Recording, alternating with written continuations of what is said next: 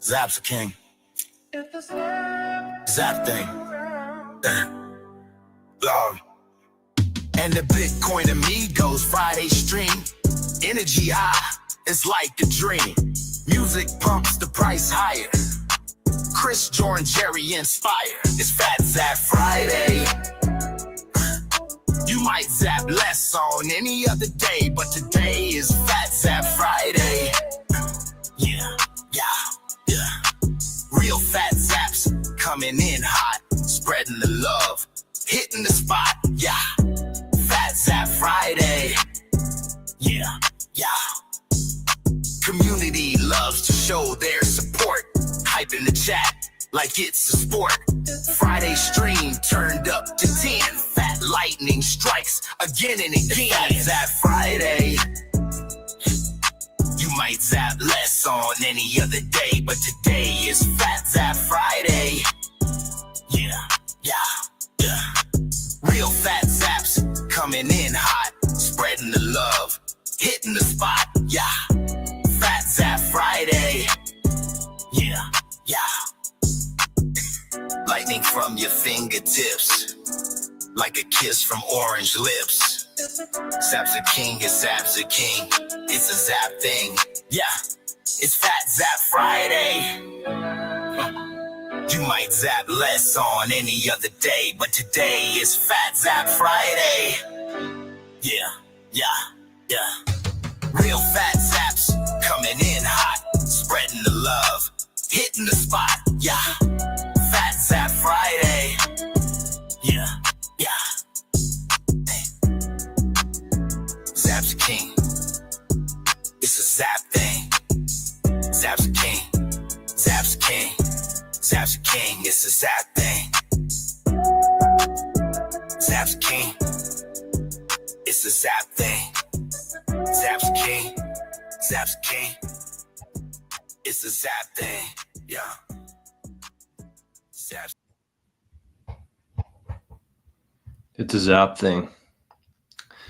Hello out there, and we're on the air. Happy Friday, everybody. A little bit early today, as we can see here from Daniel.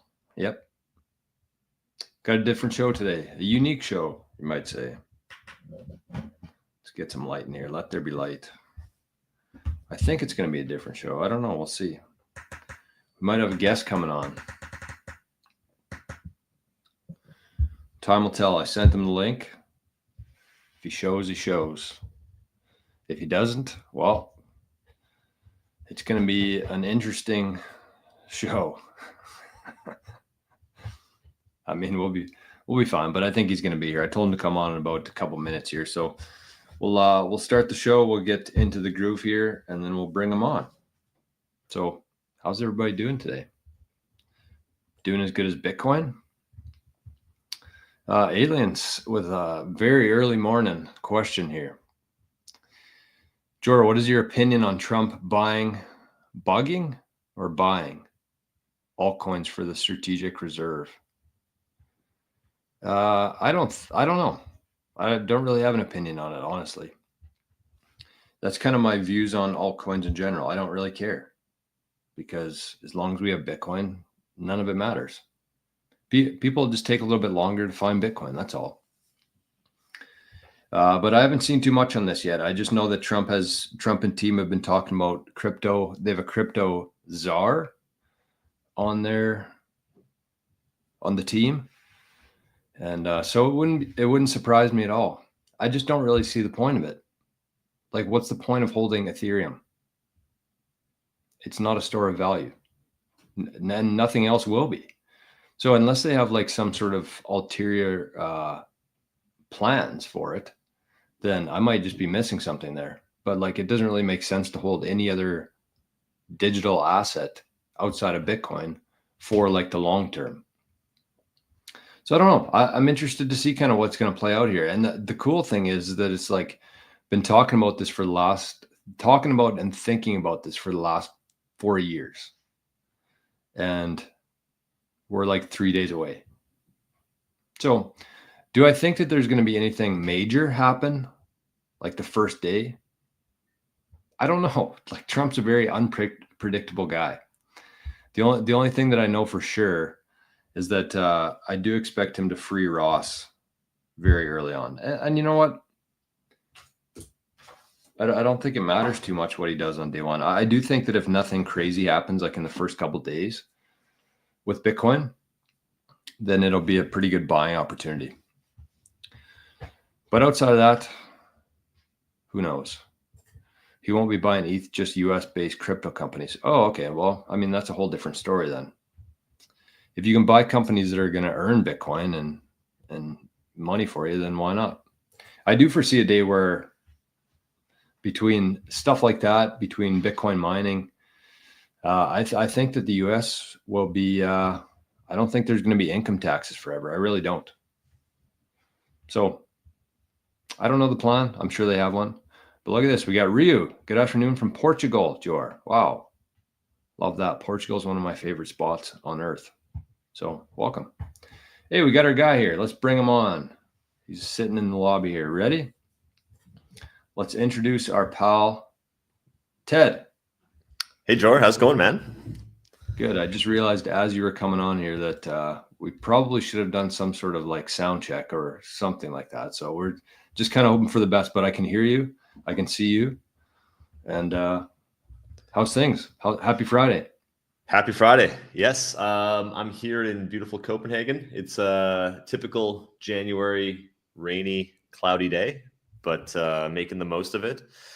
Completed a big work week and looking forward to the weekend. And I mean, Bitcoin price is pumping. There's been huge news out of the US this week with all these states putting forward proposals for Bitcoin as strategic reserve assets.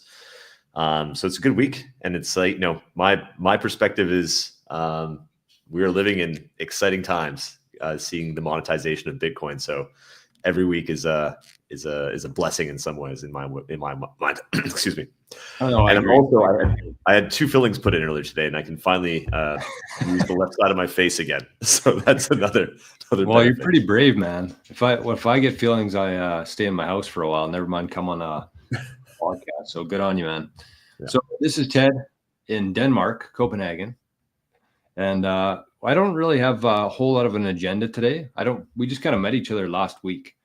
So I see this more today as just like a talk between a couple Bitcoiners, talk about some lessons, talk about things we're excited about, and just see kind of where the conversation goes to. So I got some stuff written down here that we can talk about in terms of topics and stuff. Let's start with, I know people usually start with like an introduction or whatever, but we'll go with Ted from Denmark, and tell us to start, what are you most excited about in Bitcoin right now? Yeah, I mean, I think what's really exciting now is that we are seeing not just institutional adoption, but I think corporate adoption and the nation state adoption. I think those two are going to be the big themes of this cycle. Mm-hmm. And I just think that the quantities that they're going to buy are going to be just orders of magnitude higher than what we as plebs can really afford. So I think it's exciting on the one hand. It's also a little bit distressing in the sense that,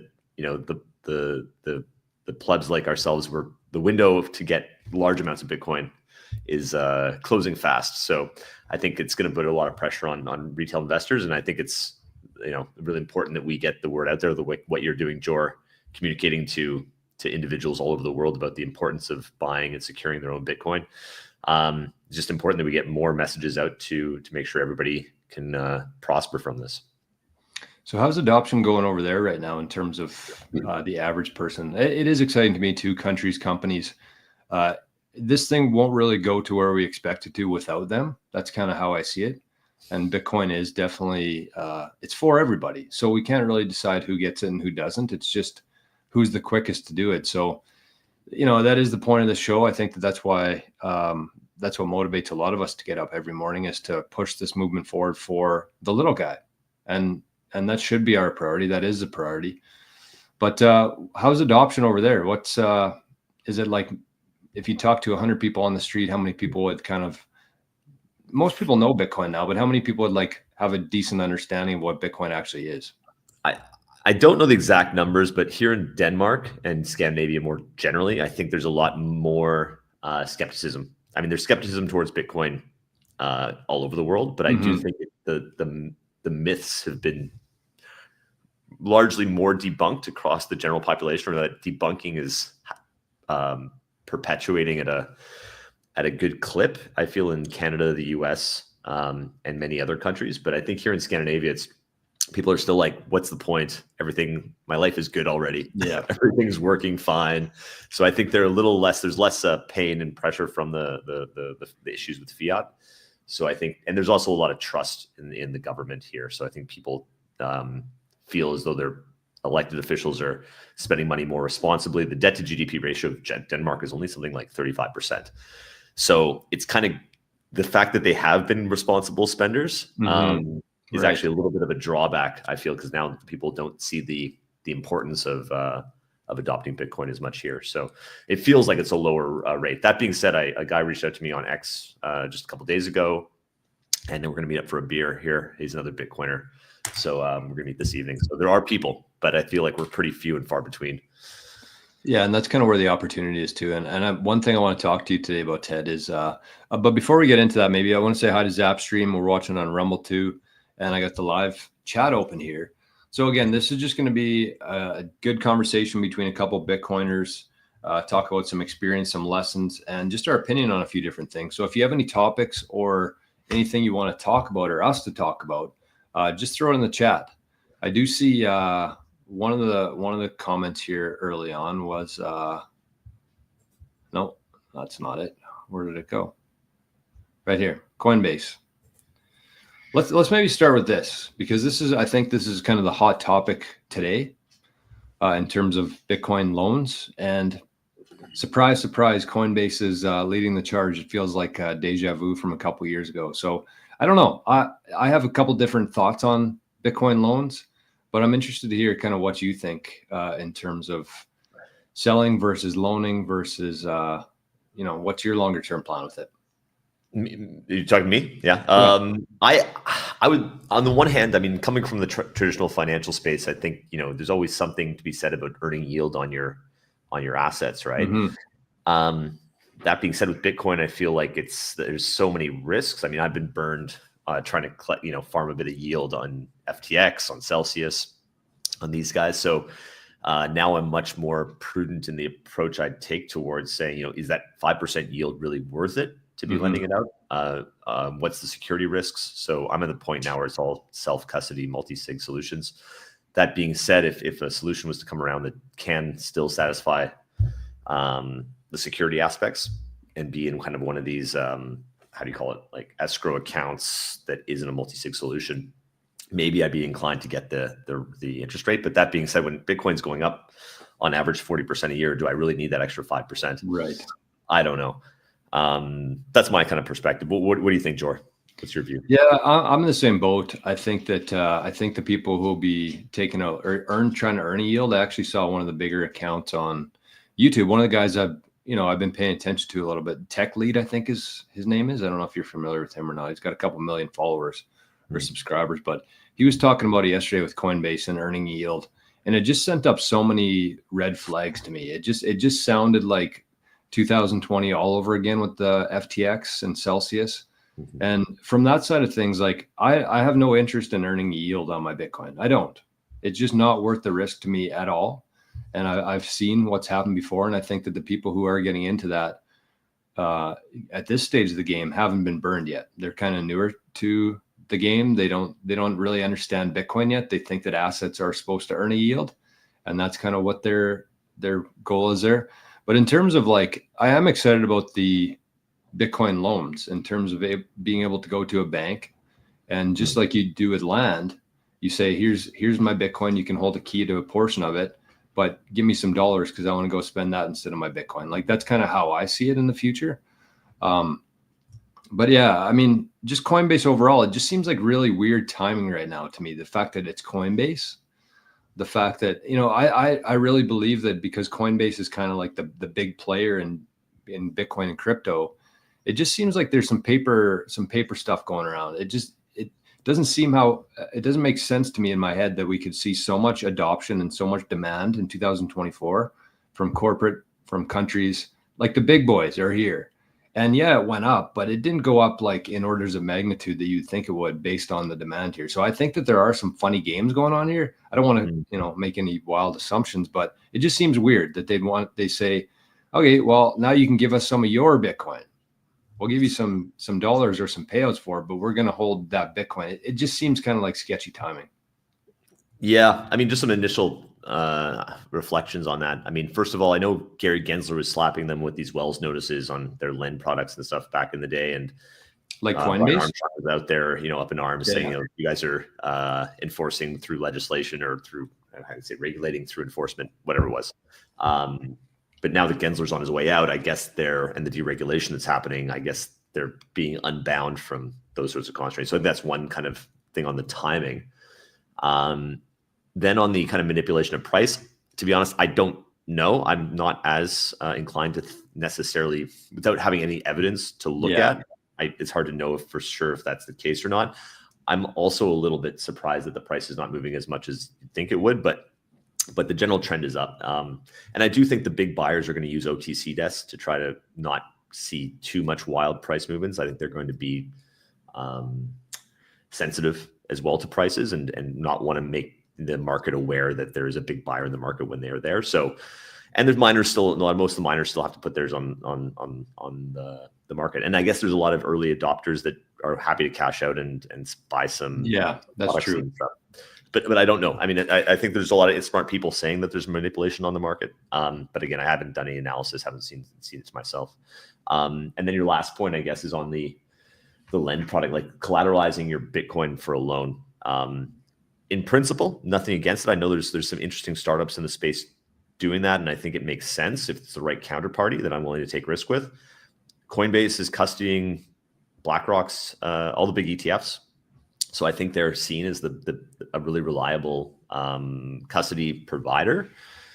But me personally, I don't know. I think there's still a small part of me that's just saying, what if the US does another executive order 6102 type deal and just goes after Coinbase, says all your Bitcoin are belong to us now, right?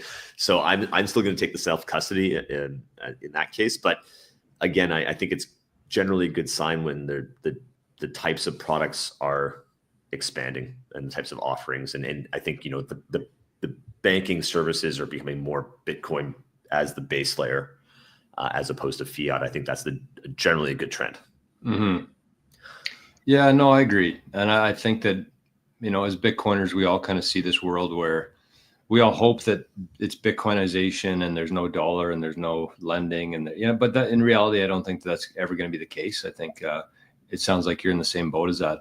Where do you, I don't know if you can hear that or not, but like the wind here woke me up at 4:30 or 5 this morning. It is absolutely insane.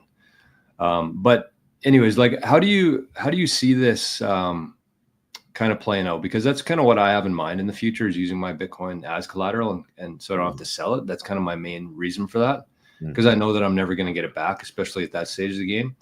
But what do you think of, like, how do you see this playing out over the next couple decades? I hate talking like short term, like what's going to happen, but like longer term, where do you see it going out yourself from your eyes?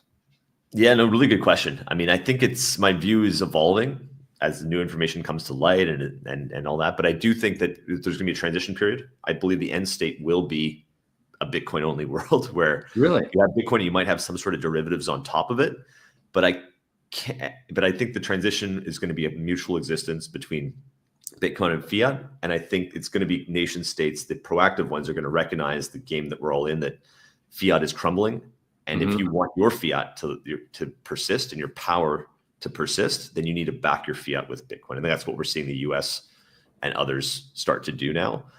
But then at some point that will also fall, because at the end of the day, the people who are actually transacting in it, why would they ever use this intermediary solution that is prone to corruption if they can just go straight to the source, right? So people would be demanded to be paid in Bitcoin to receive it when they transmit goods and services. So I think there's going to be this transition period. I don't know how long it's going to last. Could be 5 years, could be 15 years, maybe it could be 50 years. I think it comes down to how the rate of kind of global adoption, and also how long governments can kind of like cling to the power that they have in terms of the monetary system. So I think all those factors are at play. But how do you see it? Yeah, I would say I'm kind of in the same boat. I don't know if we'll see a hyper Bitcoinization world in our lifetime, and I mean, hopefully we still got a lot of years left.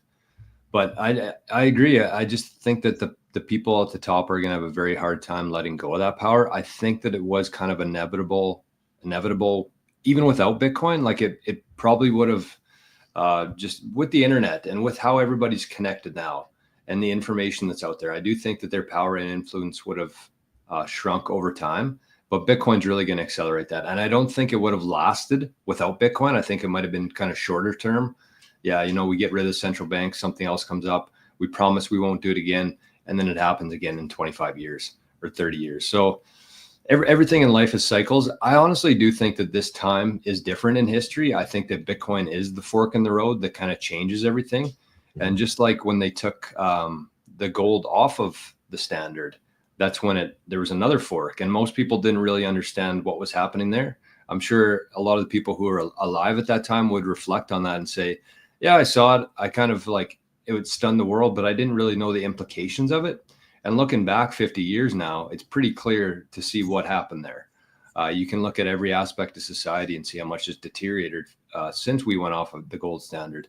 So I think that we're kind of living through the same time right now in terms of most people don't really understand what's happening. 90% of the world will never fully understand Bitcoin, and it doesn't really matter. But I do think that the fork has been made. And I think we're going into a much better world because of that. And people are just going to see the benefits kind of secondhand to that. 100%. Totally agree. Yeah, and Bitcoin's a one-way street, right? There's no turning back. Right. Genie's in the bottle. It's true. It's true. And once people move their wealth into it, I mean, there are some traders that move wealth in and then move it out, move it in, move it out. But over time, people who become traders, most of them become Bitcoiners, right? And they realize there's no sense pulling out and going into fiat again. And then the more people that move to it, it becomes a tipping point, right? Once people no longer want to store their wealth in fiat, it just deteriorates faster and faster. Yes. But the point about 71, I think it is interesting, right? Because I guess in the moment, I think even Nixon himself and his advisors recognized that there was probably they were giving people a bit of a raw deal in doing it because they had to say this is a temporary fix. This is not a permanent thing. Right. Right. Permanent. And then you're exactly right. The insidiousness nature of this is that it's in any given year, it's not really noticeable, right? But when you zoom out for, as you said, 50 years, 54 years now, I guess, right? Mm-hmm. That's when you can see the huge deviations in the fact that all this unproductive capital that's gone in has ended up in asset prices, has ended up in unaffordable homes, stock price multiples that are way out of whack.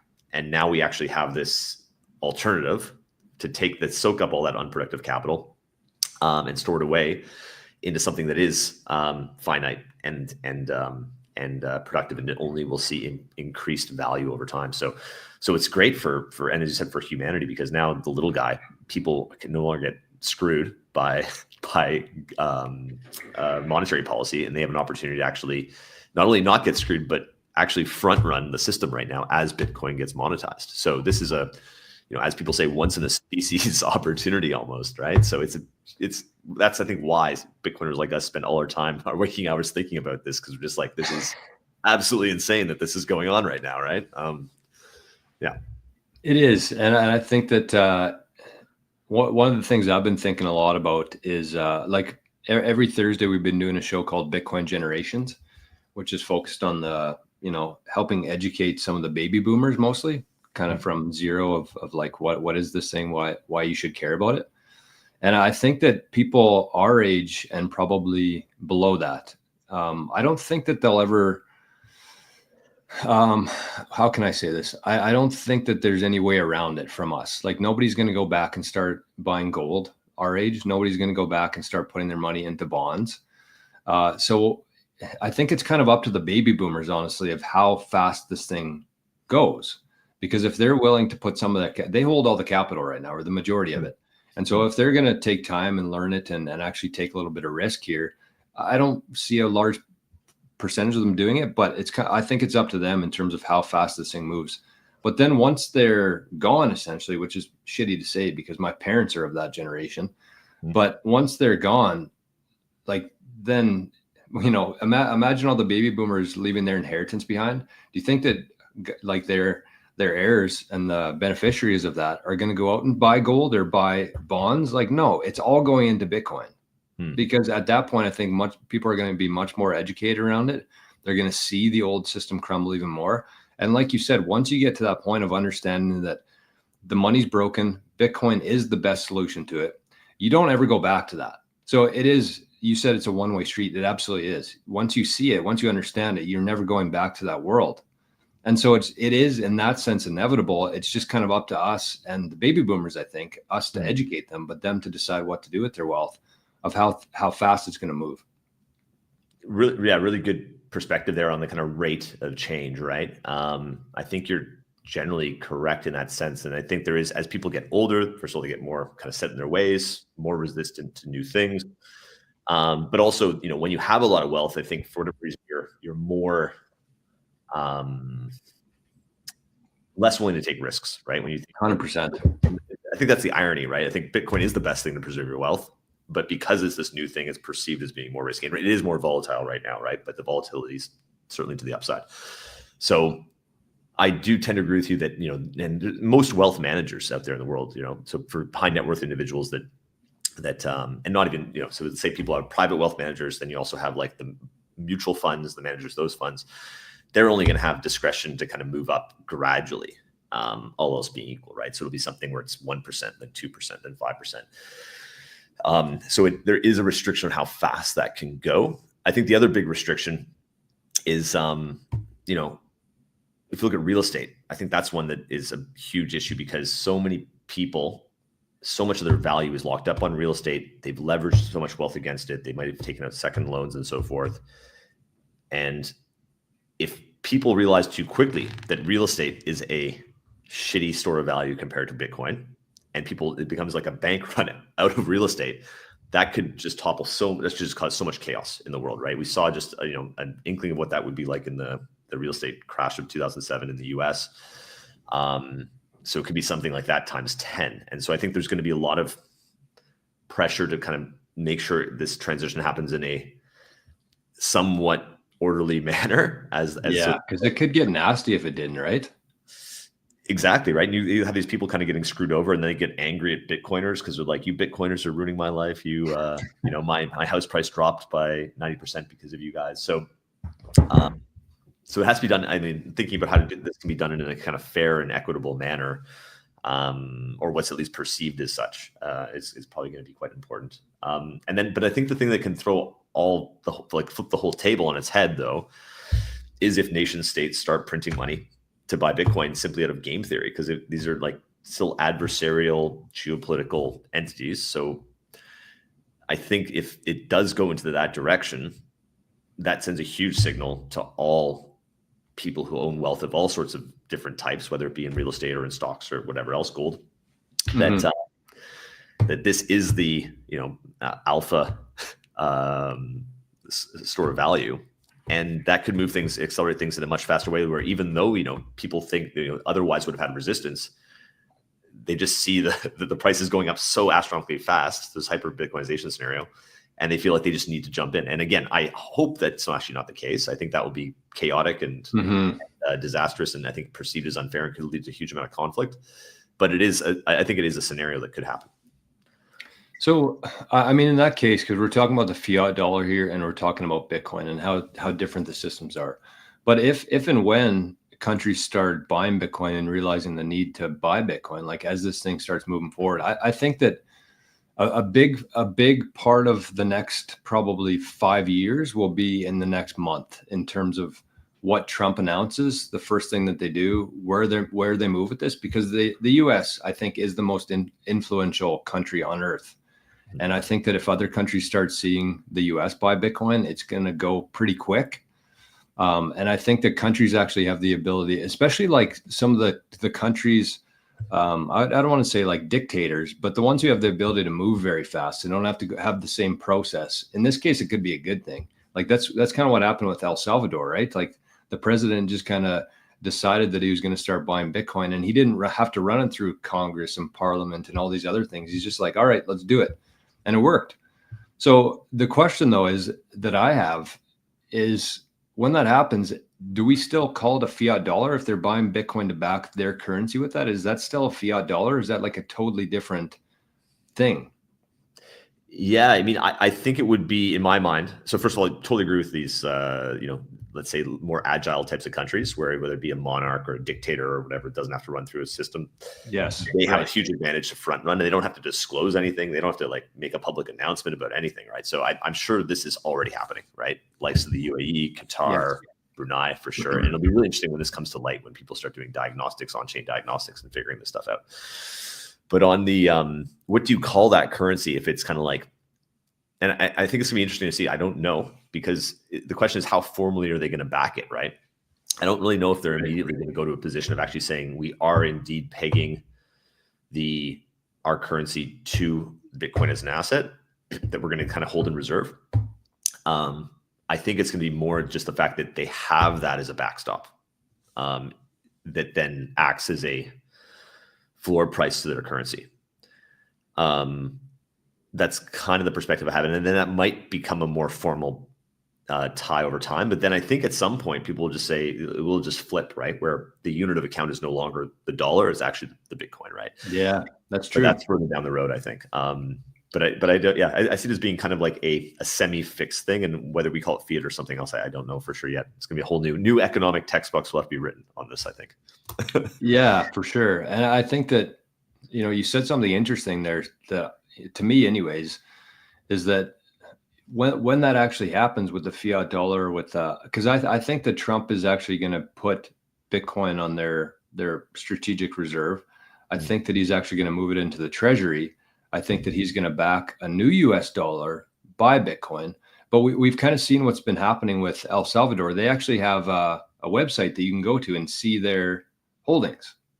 So you can see how much they have at any time. And when you start thinking about the different values, and you said that when we're measuring things on Bitcoin, I don't think it's going to be like an announcement where the newspaper comes out and said the world is officially on a Bitcoin standard, or like we're measuring things in Bitcoin. I think Bitcoin is already repricing things, even currencies. And that's why I kind of get confused with, measuring the fiat price. But you can see the price has gone up in fiat, but the price of the value of fiat has gone down significantly compared to Bitcoin. So I think that things are already being repriced by Bitcoin. It's just that most of the world isn't thinking in those terms yet. So it'll be interesting to see kind of what plays out in terms of the countries buying it. But the other thing too there is companies. Yeah. Right? And that's a big thing that I want to talk, and maybe we'll kind of go there after this. But like, it's the same kind of thing. If you're holding a melting ice cube, and other companies that do less, sell less products and services are starting to do better than you got to take a good look in the mirror and say, what's going on here? And then all of a sudden it becomes this game where countries are doing that with each other. Companies are doing that with each other. That's the game theory there. Yep. But to me, I think that when we're going to see the real value of Bitcoin, when it kind of breaks free, is that when we kind of normalize and encourage them to show proof of reserves, because then people can start doing the math on it, right? When it's transparent, we can see how much there is available versus how much is being held long term. I think that's going to be a big thing in people's minds in terms of just how scarce this thing is, because people say it's 21 million. And if I think it was somebody in the chat this morning, they said we're actually down to about 16 or 17 million by the time you factor in lost coins and some other stuff like that. But again, it's easy to say that, it's easy to just kind of think about it. But when you actually see how scarce this asset is, I think that's going to be a big mind melter for people. Yeah. I mean, so just understanding, Jordan, you're kind of saying like, as entities like nation states and corporations begin disclosing how much they have and reserves, you think that's going to be okay? Because I guess public companies already, I think, have to do that. So they do on their financials, but they don't actually provide an address that we can look at in the mempool. That's kind of what I'm saying. Okay, yeah. Because we can verify ourselves. Let's dive into that a little bit further, because this is an important part of it. And as you know, in my old life, I was an accountant. And so these financial statements, the public companies, all these companies around the world, they have to disclose their investments, their balance sheet, and we have to verify that as accountants. But The thing is, there is that whoever's verifying those financial statements is another human being, and those human beings are susceptible to, breaches of ethics. We've seen it in the past where the statements, Enron, exactly. There's a ton of examples where the financial statements say they have 3,000 Bitcoin, but then, once you actually scratch the surface, they're holding nothing. So the proof of reserves, I think that with Bitcoin, we actually have the ability to see that now. We don't need the third-party verification there from auditors. We can actually just look at a website and see this is the address, this is how much they hold, and then there's no trust required there anymore. It's a really interesting angle you brought up there. It's something I hadn't really thought so much about, but I think I think it's really interesting. It's still not clear to me that the impact would be that great, but I do understand why it would have a positive impact, right? It would reduce, just as nation states have the ability to kind of they have a potential conflict of interest when it comes to money printing. Yes, it gets exploited. Once the conflict of interest is there, it gets exploited. I think there's a similar thing to be said about financial crime, so to speak, in this regard, fraud, fraudulent accounting practices, and so forth. Exactly. Yeah, and so Bitcoin really just destroys that. It destroys the ability for us to have to trust anymore. Like, you look at the Federal Reserve, who's been around for 111 years. Like, they tell us how much cash is out there in the M1, M2 supply, but they've never been audited. So they're not even trying. Like, we're talking about companies here who are kind of like fudging their numbers, but like the US isn't even trying. So I think that Bitcoin does bring transparency. And I think that once that becomes a standard, once other countries are showing it, El Salvador, once companies start showing it, then it changes everything. Because if you're not showing it, then you're going to be assumed to be a liar. Yeah, and you lose it'll be an implicit indicator of there being something corrupt under the scenes, and then capital will not flow exactly to these types of places, right? It's a really interesting perspective on this idea of ethics and let's say corporate governance, national governance. There's this ability of and I think this is probably at the crux of what will lead to just a more harmonious life and more equal, happier life for most citizens, because you're kind of taking out what is an unethical incentive structure. Exactly. Kind of neutralizing it, right? So it's really, really cool. Yeah, and incentives too is a big one for me, because if we go back to the baby boomers a little bit here, like, they've been kind of trusting their financial advisors for a long time, like the majority of their career. They just went to work. They trusted that their money would be there when they were done work, and they trusted that their financial advisors would be the ones who get them to the 7, 8, 10% return every year. But you have to consider incentives in everything. And I think that when you look at the incentives as a financial advisor to push Bitcoin, it just doesn't really make any sense. Because when you got guys like me and guys like you who are taking custody of that asset, and that's what Bitcoiners would encourage, financial advisors don't make a cut off of that. So what would be their incentives to get these baby boomers into Bitcoin if their entire career is built on their money and taking a fee of that every year, and all of a sudden those fees start going away? Meanwhile, the cost of everything else going out. It's just going to be a very interesting dynamic, I think, over the next 5-10 years to see. Yeah, well, I do think I think at the end state, if it's really just because I think that once Bitcoin standard is in place, Bitcoin is basically just a savings account, and the value will go up. Everything will be measured in Bitcoin. So one Bitcoin will be one Bitcoin. You will never see your account value change, but the purchasing power will grow with that of the overall productivity gains in the overall economy. So that's the end point. But the transition period, so you don't need a financial advisor for that, obviously, right? But the transition point, we're going to have most people probably get their first exposure to Bitcoin through ETFs rather than actual physical Bitcoin. So I think there's lots of room to play for the traditional financial advisor ecosystem for them to also benefit. And that's, again, game theory at their level, right? If you're a fund manager without Bitcoin, you're going to underperform your benchmark. If you have a Bitcoin on, you're going to outperform your benchmark. You're going to get a bigger bonus, et cetera, et cetera. Very true. So I think that the interesting harmony is that you kind of have this competition in the old system that then also drives everything towards the Bitcoin standard system with using their own incentives against them, so to speak. Yeah, that's true. Yeah. So maybe for the next couple of years, then these financial advisors, once, you know, I think that Trump is going to be an influence to countries, but also advisors. Like BlackRock was a big one, I think, where they saw BlackRock buying. That was like, okay, well, these guys are doing it. I'm still blown away by the fact of just how few advisors are talking about Bitcoin. But they see BlackRock, now they see Trump talking about it. They might feel a little bit more comfortable just having the conversation with their clients. And they probably will push them into either a MicroStrategy or an ETF, something along those lines where they can compete. They can keep their, you know, assets under management continuing to grow. But then what happens after that? What happens when people understand the need to take self-custody and see the real sovereignty in doing that? So I think that they will have a couple of good years here, and the ones who adopted early are going to be the biggest beneficiaries of that.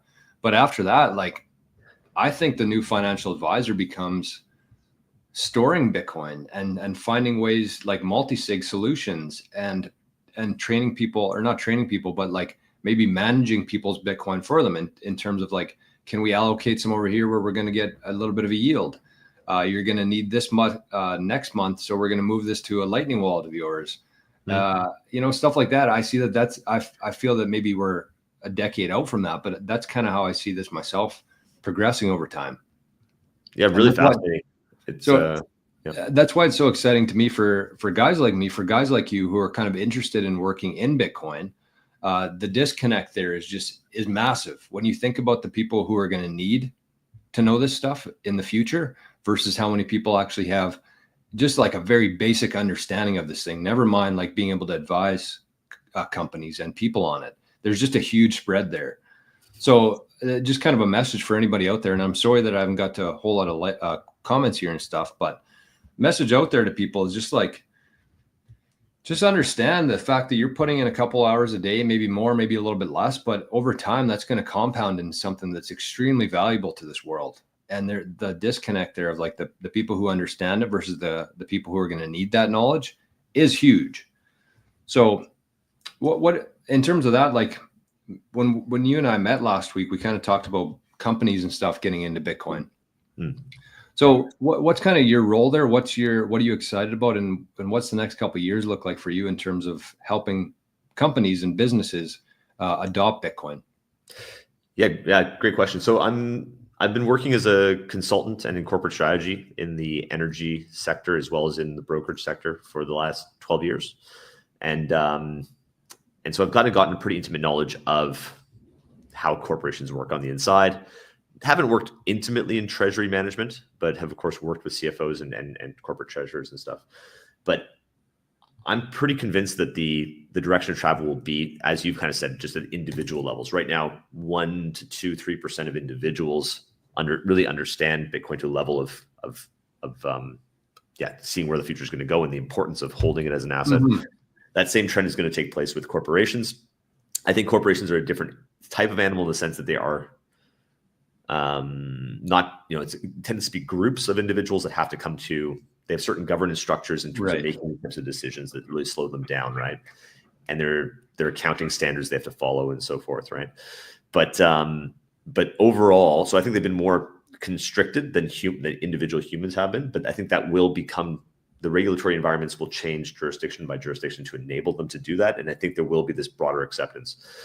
So there's going to be needs for education at the board level, at the executive management level, at the corporate treasurer level, in terms of why this is important.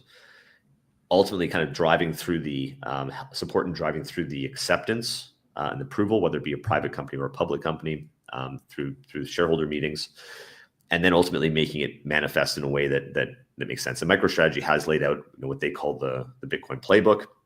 I don't think it's necessarily one size fits all, but it kind of lays a little bit of the overall principles. And again, it's taking those principles and applying them to different companies in different contexts to help them understand how much Bitcoin, what's appropriate for you for now, given the other things you could do with that cash, whether it be share buybacks, other investments, capital investments. And then what do you do to secure it? And then I think you bring up another good point. Does it have to sit there and cut in kind of not necessarily doing anything in a vault, or can it be used actively as a collateral or something that can provide additional yield? And I think that ecosystem will probably, be further developed over the coming 5-10 years as well. So again, that's kind of my perspective. I think it really starts with education as the starting point. I've had the privilege of working with a lot of interesting companies here in Europe and Scandinavia. So I think getting in front, and I think there's some interesting companies that are comparable to we talked about how UAE, Qatar, they can move faster than the big Canadas and US with parliamentary systems.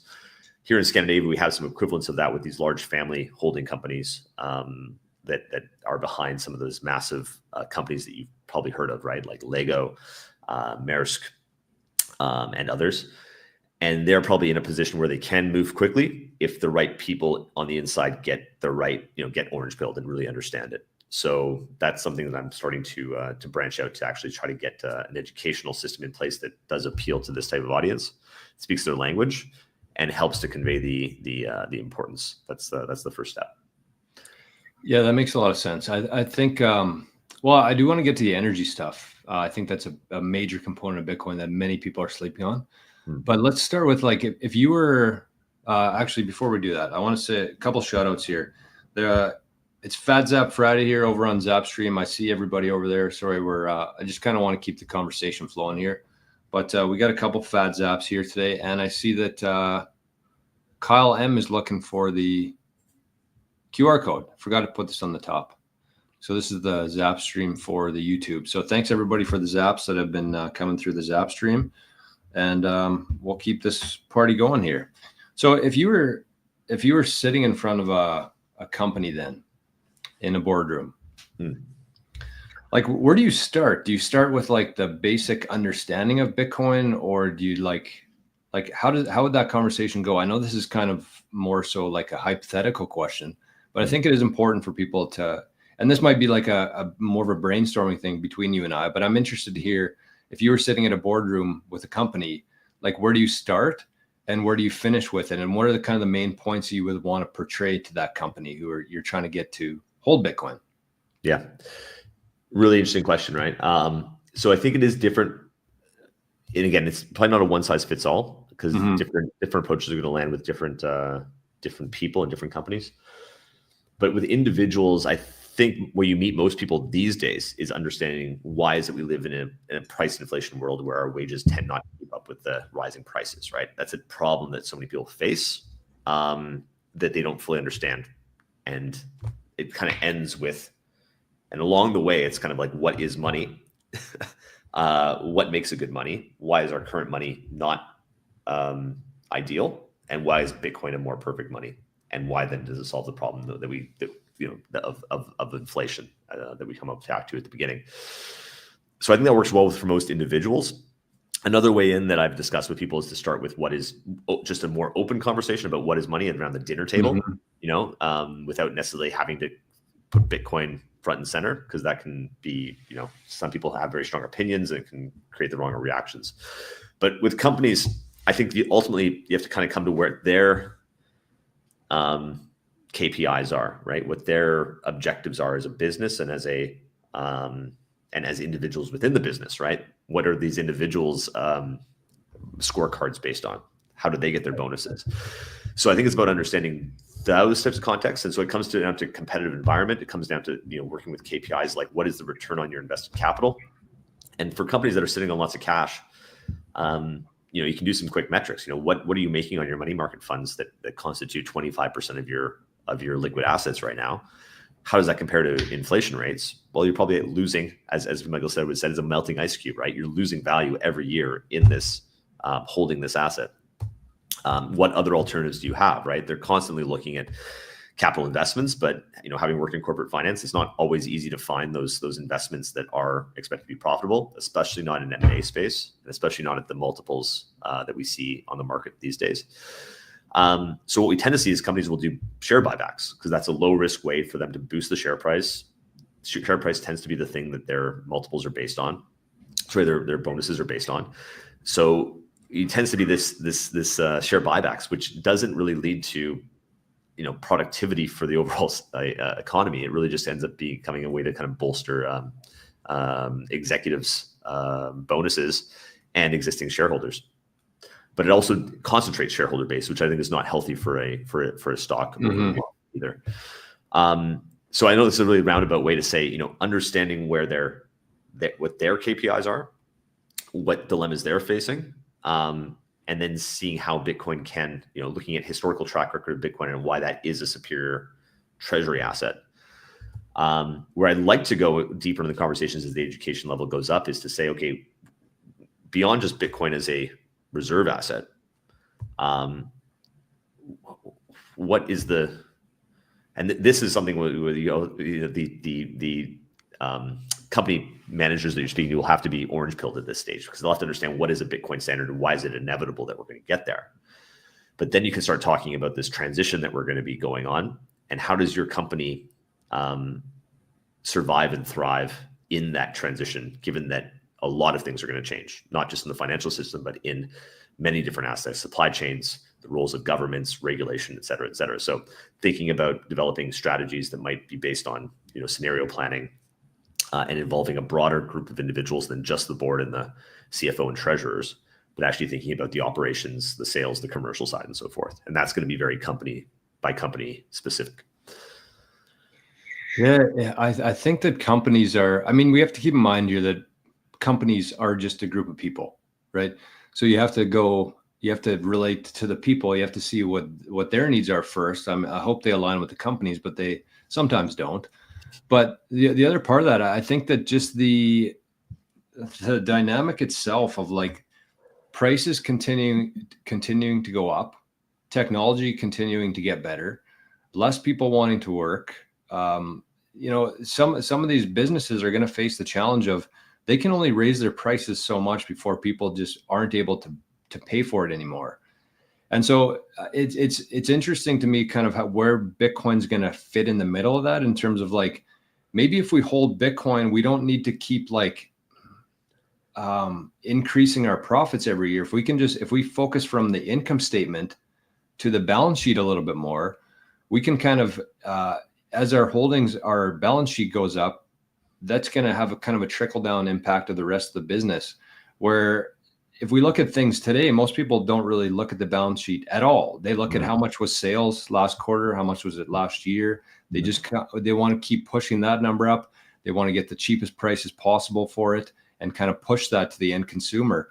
But if you kind of flip that on its head and say, okay, we're actually holding something really solid on our balance sheet now, we can focus more on quality. We can focus more on innovation. And I just see that it's going to be a much better side of things here for both the business and the consumer.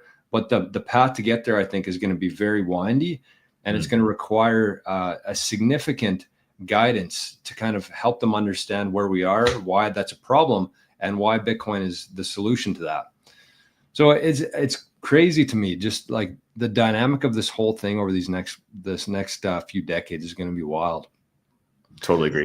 I think that's something that you said there about from the income statement to the balance sheet. I think there is this view, as we know, fiat makes the time preference, lower time preference with Bitcoin. So thinking more long term, and the income statement is really just quarter by quarter, maybe year by year. And so I think that's an interesting perspective you bring, right? Really thinking about what's the long term value creation for the business rather than hitting quarterly targets.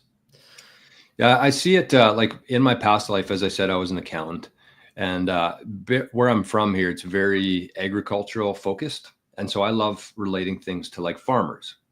And I think that farmers actually focus more on the balance sheet. I think that they're like a subset of the population in terms of like corporations that focus more on their balance sheet than they do like the sales of their crops and stuff like that. And I see that most companies are going to evolve in a very similar way, where farmers aren't necessarily concerned with how much they made this year or last year. It's all very cyclical and it changes.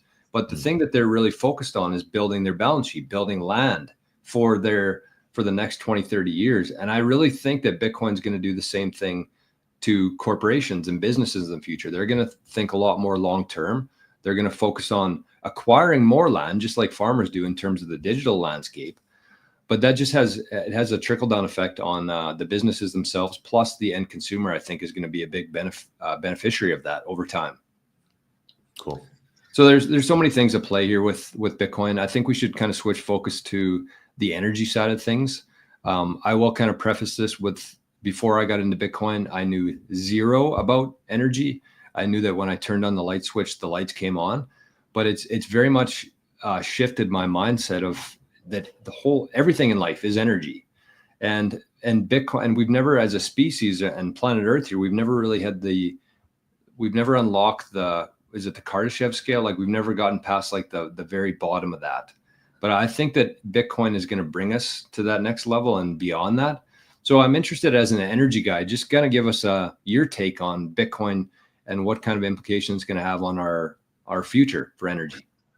Yeah, well, I think, long-term Kardashev scale, I haven't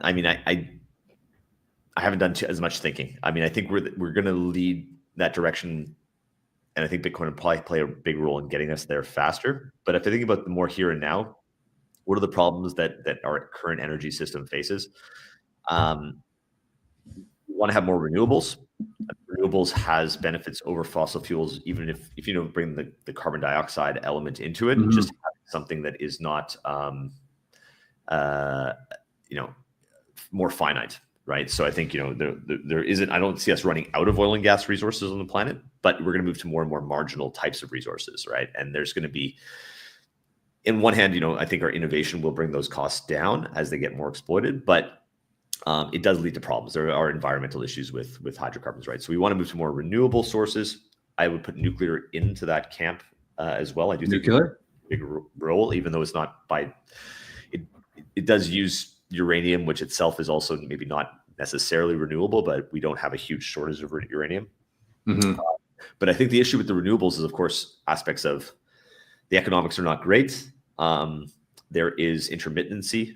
And then sometimes, the source is not close to the demand, right? And I think Bitcoin mining helps bridge it, such that provides a bridge by providing an additional source of revenue to these projects that can then enable profitability, that can then bring more energy to more people, can increase the renewable share in the overall system, and can handle issues, can resolve some of these issues where we have cyclicity, where we have maybe more power being created than the grid can take, that can be offsourced into a mining rig to generate Bitcoin. So that will also reduce the burden that is put onto grids and the costs associated with maintaining those grids. So I think there's like really practical solutions that Bitcoin brings in the kind of short to medium term. And I think it's just a matter of orange pilling, the companies that own these types of assets, right? So the existing large power generation companies, the renewable energy infrastructure players, power transmission grid operators. I think the thing is that they're probably not aware that the benefits. And I think the problem is, even just a couple of years ago, everybody's saying that Bitcoin's terrible for the environment, mm-hmm. for whatever reasons, right? So I think we've had to kind of fight with just kind of going against the negative sentiment, that now I think people will be more ears open to think about, okay, how can this actually be a solution that I can integrate into my infrastructure business? Yeah, so just kind of hearing that as I'm sure most people in the audience here are like, there's a lot there, and I think that it can be pretty overwhelming to listen to where we are in terms of energy and kind of see it into the future. But just maybe from an energy company's perspective, like think about yourself as an energy company. Like if you were talking to an energy company, what would you tell them in terms of like how could Bitcoin directly benefit them right now? Yeah, and I think it depends on what types of assets they have, whether they're into the renewable infrastructure space, like wind farms and solar farms, mm-hmm. or if they're into the more traditional fossil fuel space. But let's start with the fossil fuels players, right? Like one of the major issues they face is flare gas, right? So you might have, if you look at the west coast of Africa right now, for example, they produce a lot of oil off the coast of Nigeria, the Nigerian Delta, but there's no infrastructure to take that gas to any sort of market onshore. Right. So they just burn the gas. In some cases, they re-inject it, right? But they're basically just burning gas. What if you could say, okay, you don't have to burn this gas. You can actually use the energy that we produced in a generator to then power mining rig that would then generate revenue from this asset, right? So you're turning something that was effectively a liability into a revenue generating asset. And then, okay, all of a sudden now you have Bitcoin on your balance sheet. Then you kind of become a Bitcoin miner, and you have the question, okay, how much of this do I hold on my balance sheet versus sell to deal with costs? And I think through that journey, they would become a little bit orange pilled, thinking about, okay, fiat, Bitcoin, which is the better money? What do I want to hold? What do I want to spend? And then I think it opens up a whole nother set of doors and discussions about the longer term view of Bitcoin, especially as more and more companies start kind of moving into this space and holding Bitcoin as a treasury asset. So that's one example. I think it would be a different factor for a company that maybe has wind assets that are sometimes what about them? Electricity. Yeah, so during peak periods here in Denmark, there's more electricity generated than the grid can handle. So similarly, say, okay, during those periods of time, instead of shutting down your turbines, you just direct the excess power to a rig, run the rig, generate additional revenue, increases your economics. And again, you're in that same position. Now you have Bitcoin as an asset. What do you do with it? It starts opening up new questions, new opportunities, and new strategies. So that makes so much sense to me. And that's one of the things I'm most excited about, because that's such a huge industry, is the energy. Like everything in life is energy. And so I'm interested to kind of hear your perspective on this, because this is something I think a lot about. And I don't understand energy in the same level as you do, but this is just kind of at a very basic level. This is how I kind of see it here. So where I live, we have a whole bunch of hydropower, like water. There's up north. I mean, if you look at Canada itself, I think that like 90% of the population is within like 100 miles of the American border. So everything's very south, but up north, there's just a ton of natural resources up there and a lot of hydropower. And kind of how I see this myself is like, if you think about it today, like if you were to go build something in terms of infrastructure up north, first of all, it costs a ton. Like just to even think about it, before you even get the thought in your head, it's like millions and millions of dollars. Then you got to find people to get up there, and then you kind of have to build everything out, and then you have to generate the energy, but then you have to send it somewhere. So energy only travels so far, electricity only travels so far. So that it's up there, like the resources are up there, but we have no ability without Bitcoin mining to actually capture that energy. Whereas if you throw a Bitcoin miner on there, all of a sudden you don't have to send that energy anywhere. You can just turn that directly into money now. So that shifts the whole investment, the infrastructure, and then kind of instead of having to build something around it and then you can kind of have it there and then build around it afterwards. And that's kind of how I see it with Northern Canada, Greenland, Africa, as you alluded to, I think is going to be a big part of that as well. But does that make sense, or am I kind of out to lunch with that? No, it totally makes sense. And it's kind of, that position of like the energy sources are not always where the demand is, right? So now we're bringing demand to the source of the energy, right? And I think that's great. And those will tend to be the lowest cost sources, right? So you'll find large untapped potential of energy, and that will then should decarbonize the Bitcoin network in the process of doing that. And I think the other thing you bring up is this, the transmitting electricity, huge amounts of losses even today. I don't know what the exact number is. It's been a few years since I looked at it, but I think it's something like 30% of all of the power that's generated in the world is wasted through transmission losses. So there's a huge amount of loss there. So again, there's probably an optimization that Bitcoin mining will bring as you strategically locate these things in the different positions of the grid. They could then minimize how much losses we see in the grid. Yeah, that's okay. So that does make sense to me then, because I guess the other side of that too that I kind of forgot to mention there was that, assuming you did put the infrastructure there, you had the investment, there's a lot of energy out there. So you would either have two options there. You either like build a community around that to support or to have the demand for that energy that you could sell to those consumers locally, or you would have to send it somewhere. And you're saying that like 30% of it overall is lost, but imagine having to send it way up there to whoever needs it down here. Like I think that it'd be a lot more than 30% lost there. So all of a sudden, like Bitcoin to me is like the first asset that's ever existed where you can convert natural resources like water, like methane gas, like anything. You can, instead of having to sell that energy to somebody, Bitcoin is the buyer of that, and you can convert that directly into money. Like that's just such a huge thing to me. That's the unlock with Bitcoin to me. Yeah, and I think it totally totally agree with you. And I think the cool thing is in Africa, when you look there, right? So there's been, there's 1 billion people. I think there's been another 1 billion coming into Africa over the next century, right? And this quality of life is still super low there, primarily because they don't have physical infrastructure. And it's so difficult to get the economics to make sense to build additional infrastructure in those places. And it's been partly addressed through like decentralized, like solar panels in little villages. But Bitcoin can help solve this problem as well, because now you have another source of revenue. Besides just, you might be able to fund the infrastructure through Bitcoin, the Bitcoin they're going to mine, and then divert a portion of that into local communities, right? So that you're not relying only on, these poor communities that don't have a lot of wealth. They can't really afford a huge amount to basically pay off high enough prices that will pay off the capital investment, but they can become like a byproduct beneficiary of the new infrastructure that's built primarily for the purposes of Bitcoin mining. Yes. Yeah. And so maybe let's go in that direction then, because that's kind of another one of my theories, is that because of what's happening here with the world, with technology, like I really think that over the next couple decades, like less and less people are going to be working, not because they don't want to, but because technology is going to replace their job.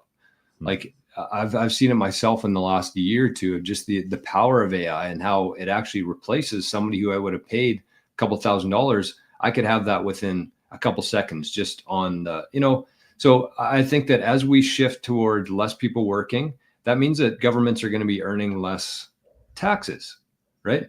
So I think that kind of what you're alluding to there with Africa, in the sense that not only are they changing the way they invest in their infrastructure and subsidize the cost of that, but I think that that's actually going to be able to subsidize income taxes in the future. So that's kind of my theory. And I think that Trump sees this. He's been talking about getting rid of tax on tips, on Social Security, on veterans.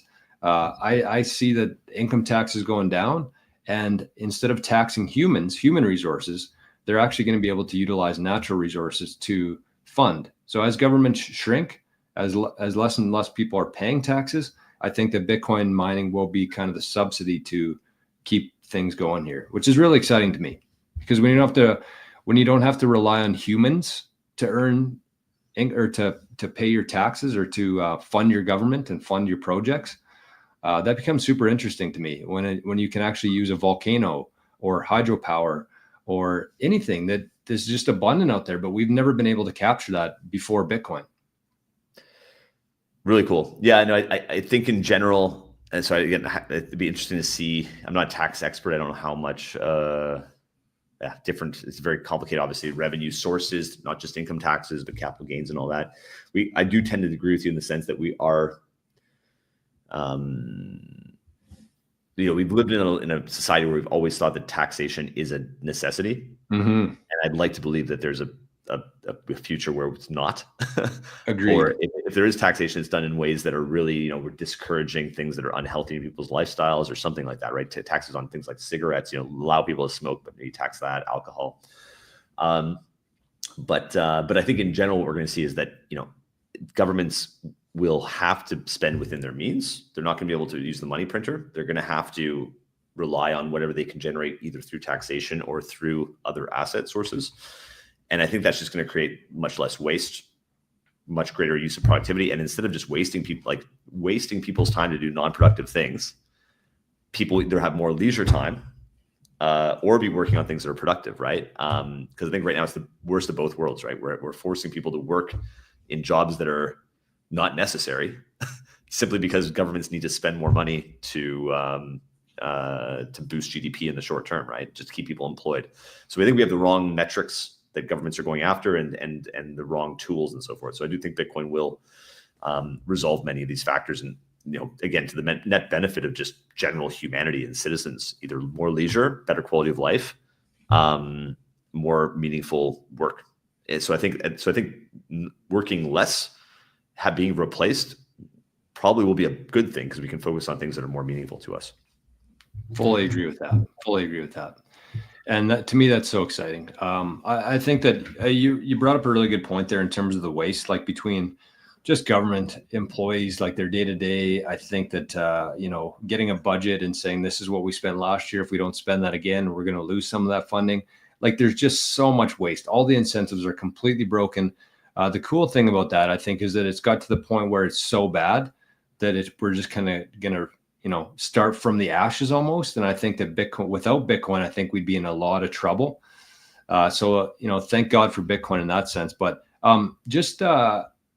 Ted, like, do you have a time limit here? I don't want to. Maybe another 5 minutes. I have to run to meet a friend. Okay, good thing I asked. So, yeah. Okay, so we'll. Did I have any more questions here that I wanted to ask you? There was I had a lot of different things, but what we talked about all the great things with Bitcoin, and I'm always interested to hear from people who have spent a lot of time actually learning Bitcoin, understanding it. What do you have any concerns with Bitcoin? Like, do you have anything that keeps you up at night in terms of maybe not your stack, but in terms of Bitcoin overall? Okay, so there's a few things, right? And again, I don't know if I'd say it keeps me up at night, but there are these risks that I haven't fully understood if they're an issue or not, right? So one is the quantum computing. I'm not going to spend too much time on that because I know there's been all over the news recently, but I know even before this big wave of Google coming out with their, or IBM, I can't remember who it was now, with their results in the quantum space, there's that question of can SHA-256 be hacked from quantum, and to what extent can the Bitcoin network kind of, you know, defend against that?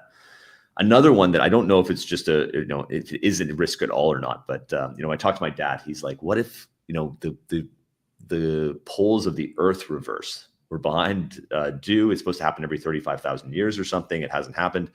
That would mean all electricity shuts down temporarily in the world. I think. I don't know if it's just AC or both AC and DC, but the whole network, the whole Bitcoin network, could theoretically go down across the world all at once, and that would mean a reset to the whole Bitcoin network. So I think that's one other one.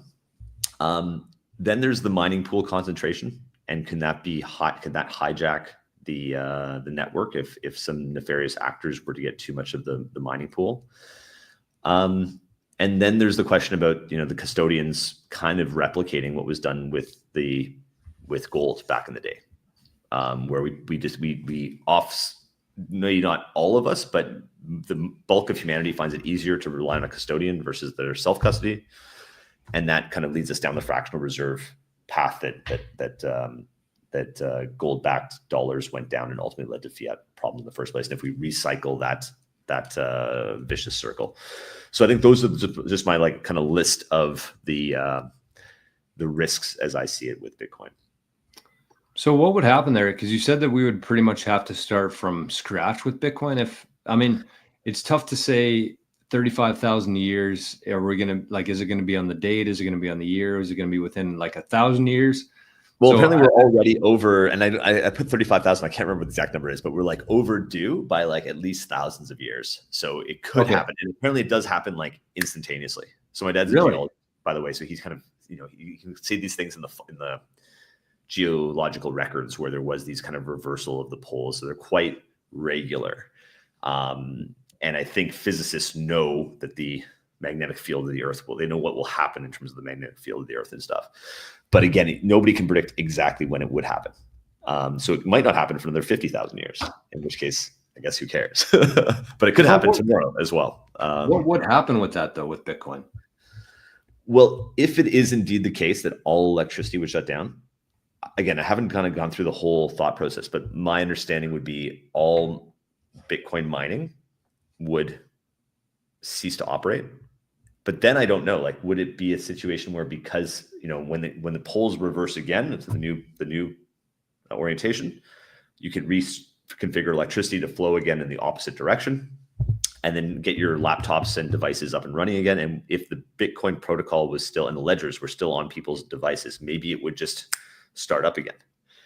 But I don't know. And that's where I'm like not a technical enough expert. So it'd be great to, you know, speak with somebody who really understands the nuts and bolts of the protocol to be able to answer that question. Yeah. And to me, I think that would be, if you ask anybody, even Bitcoiners, people think that one day, I don't know what's going to happen, but whether it's like a solar flare, whether it's an EMP, whether it's the poles reversing, the power is going to go out. But to me, like the fact that the way the Bitcoin ecosystem, the network works, is that the copy of this ledger for the last 870,000 blocks, that's within 20,000 plus devices around the world. So we would have that starting point there, at least to build off of. I don't know what would happen in the meantime, obviously, unless there's, some satellite mining Bitcoin in space, it would probably be on pause for a while. But the nice thing about that is we have like 20,000 computers that we could reach out to and say, okay, well, let's start again. But we know all the balances and who owns them and who has your keys would still work when the power came back on, I think. But if you compare that to like the financial system itself, like what happens with that? If the power went out in a centralized spot, whether it was something like this or a different attack, I just don't see them restoring the balances in a way that Bitcoin could. Yeah, it should be trustworthy. If we can all agree that we would use that opportunity to resurrect the old ledger versus starting something new, then I think you're probably right? But I guess it would be that decision point to make sure that the miners that then jack up first would be able to honor the existing vertical ledger. Yeah, because that's kind of what I've heard is even if every node went out on planet Earth, like if it was something like that, I think that there's a satellite in space, and I forget who the company is who does it, but they actually run a node from space. Oh, no so way. Even if something happened down here, and you still wouldn't really want to rely on one party for that would kind of defeat the purpose of Bitcoin. But still, at least you'd have something. And you're right. We would all have to agree with it. It's cool that we can do that, right? Because that means if we can get 5 or 6 of them up there with different, companies and stuff, then we have some degree of decentralization that we all can kind of believe in. And that would be potentially, the good mitigation against all those sorts of risks, solar flares, EMPs, poles reversing. It's funny that we talk about these things, right? Because I don't think I would have otherwise cared about these things in my life. Yeah, no doubt. Future Stack said is Blockstream. That's who I thought it was too. Space node Blockstream. I'm pretty sure, anyways. That's Adam back. Somebody's definitely running a node from space. So I think that's a pretty good call out to people, just to ensure that if something does happen here, I think the more nodes we have in terms of as you mentioned, I think more people running nodes pretty much counters a lot of those risks that you shared in terms of mining centralization. I know that the nodes doesn't really tie in directly with the mining stuff, but I think that the more we can decentralize this thing, the more it reduces the risks of these type of scenarios, from my mind anyways. So I guess maybe we'll leave it there, Ted. I think that you and I, we were kind of talking last week. I think we're going to be doing some work together in the future. So this probably won't be the last time, hopefully, that the audience sees you here. But I appreciate you coming on. It's always nice to talk to other Bitcoiners who are kind of at the same level or above, or, ish. I just think that it's a really good way to, figure out what other people are wondering about and maybe bring some clarity to a few things for certain people. And do you have any final thoughts? Do you want any actionable items for people, and where can people find you if they want to keep in touch after this? Yeah, no specific action items. I mean, first of all, just feeling entirely neutral. I mean, it's been great to be on. Thanks for inviting me, and thanks to your audience for listening as well. Look forward to doing more of this together in the future. I think it's great, as you say, just to kind of hear other Bitcoiners' perspectives and hopefully each of us are a little bit smarter at the end of this conversation from the discussion we've had. And if people want to find me right now, I'm on X. It's at Ruxpin84, RUXPIN 84. So you can find me there. Reach out if you want to connect. I try to post articles daily on different Bitcoin related thoughts. So nice. So, look forward to seeing you guys. I'm going to head out and enjoy the weekend. Wish you all a great weekend when you guys get there. Okay, thanks a lot, Ted. I'll shoot you a message after this, and we'll get that info I'll put in the show notes just in case people want to find you in there. So thanks for coming on, my friend. Have a great weekend, and I'm going to keep the party rolling here. I got a couple minutes, so thanks, Ted. We'll talk to you soon. Bye-bye. Bye-bye. All right. Thank you, Ted. Thank you, everybody, for being here for that. That was awesome. I love just chatting with Bitcoiners. It is something I want to do more of, and not so much in the typical fashion. I always try to do things a little bit differently on this channel. I try to anyways, try my best. But it's just nice for me to hear another perspective on things, to get, because it's easy to have a bunch of opinions and theories on things, but maybe that just makes sense to you, and somebody with more intelligence than you might think you're a dipshit, as Kyle here alluded to earlier. Good morning, dipshits. Where was that? Or Matt, sorry, it was Matt. So anyways, the point is, I love talking to Bitcoiners without an agenda. I think that's the thing. With some of the bigger channels and stuff, you never know who's paying to be on there. You never know what the angle is. This is just two people trying to figure things out here, with a bunch of people in the chat as well, trying to do the same thing. So at the end of the day, that's really all we're doing here, is just trying to get through this whole crazy time in history together. And I'm sorry I haven't been keeping up with the zaps here. I wanted to just focus on the conversation there. But we do have quite a few here for Fat Zap Friday. So we got TDBTC. That looks like a Gladiator 300. Zapped 888 sats, our favorite number. We got Spaceman who zapped 200 sats. Letha, 2.1 thousand sats. Daniel with 888. Fat Zap Friday. My Path to Fire, 888 sats. Bodie with 1,000, Plunger with 300, and Duncan with 888 sats. So lots of 888s in there. Oh, and Wood Butcher, 1,000 sats. So thank you, everybody. That's a big day over in the zaps. And if you want to, did I miss any from YouTube? Yeah, we had another 888, and that's it. So we only got one zap today from the YouTube one, but I spent like the first half without it on there. So I hope you guys enjoyed that. I think we're going to spend probably the next, I would say, I got about 10 or 15 minutes. Maybe I'll find some videos or something in the email that I wanted to talk about. But in the meantime, toss some topics in the chat, and we'll spend a little bit of time here together. If you guys are up for that, we'll give away a little bit of Bitcoin too, courtesy of our friends at Bitcoin Well. All right. Well, we got Duchess with the super chat today. Thanks, Jor. Enjoyed the guest today. I'm glad. Not only different Bitcoiners, but different Bitcoiners in different parts of the world. There's a lot of things as he was talking I wanted to get to, but I understand that time is of the essence. Time is scarce, and so yeah, it's super interesting to me to talk to people around the world. We talked about waste. We talked a little bit about what Bitcoin is going to unlock here for the world in terms of energy. But I also think that Bitcoin is going to unlock so much more in terms of like the global economy. And the internet kind of did that 20 years ago in terms of the fact that Ted and I can even have a conversation from different parts of the world. And I think we kind of take that for granted a lot of days. But at the same time, even with the pandemic, you think back like 5 years ago before the pandemic and think about how far away we were from where we are today. Like using Zoom, using like platforms like this, it was all very foreign to people. And I think that after the pandemic, when people were forced to work from home, people were forced to connect through this weird webcam here, it kind of changed the landscape of everything.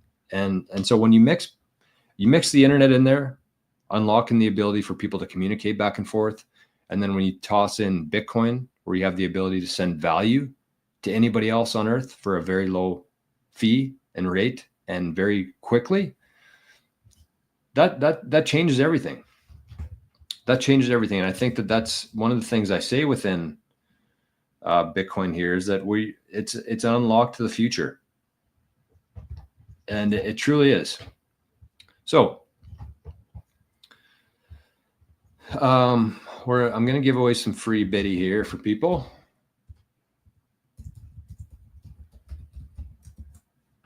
Courtesy of the well. How are we doing for price today? I saw that we were at 102. Oh, fuck. Oops. 102 this morning. So is it happening here? Is it happening? Is this Wall Street kind of getting ready for, we're on 104 now. All right. Well, don't fall asleep. Don't fall asleep on Bitcoin here. Okay, let's go to Bitcoin Well here. So again, I've seen a couple people signed up in the last couple days here for Bitcoin Well. But again, if you are from Canada, if you're from the US, make sure you get yourself a Bitcoin Well account. As Arnie walks away, he didn't want to hear about Bitcoin Well. But you get 5 free tosses into the well. And again, Bitcoin Well is Team Bitcoin. They've been around for a very long time. They actually have a stock that you can buy on the stock market. I am an owner of Bitcoin Well. I'm a shareholder. I believe so much in what they're doing, between focusing on Bitcoin only, between building out the tools on their website that's going to bring more people here. If people only knew how many features are available on Bitcoin Well compared to literally every other platform out there, people are just going to migrate there. And think about it from Bitcoin Well's perspective. Every time somebody buys or sells Bitcoin, they're taking a small cut of that. So if you think about like bank stocks through the years and how well they did, how not as volatile as like a MicroStrategy would be, but just like a very consistent flow of money here that they can convert into Bitcoin. And the fact that they are Bitcoin, I think that they're going to grow much faster than a lot of the companies in the traditional system. So I am a shareholder in Bitcoin Well. I'm not telling you to invest in Bitcoin Well, but I am telling you to try out their product because it is the best one that I've found in my time within Bitcoin. So this is Bitcoin Well, and somebody this morning is going to win some free biddy. So let's get to it. Ready, set, go.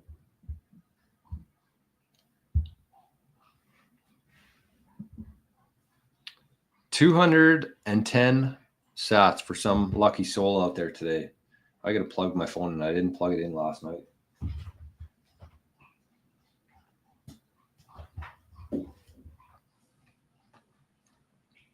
I always leave my charger here in the office. And so when I wake up, I have like 15%.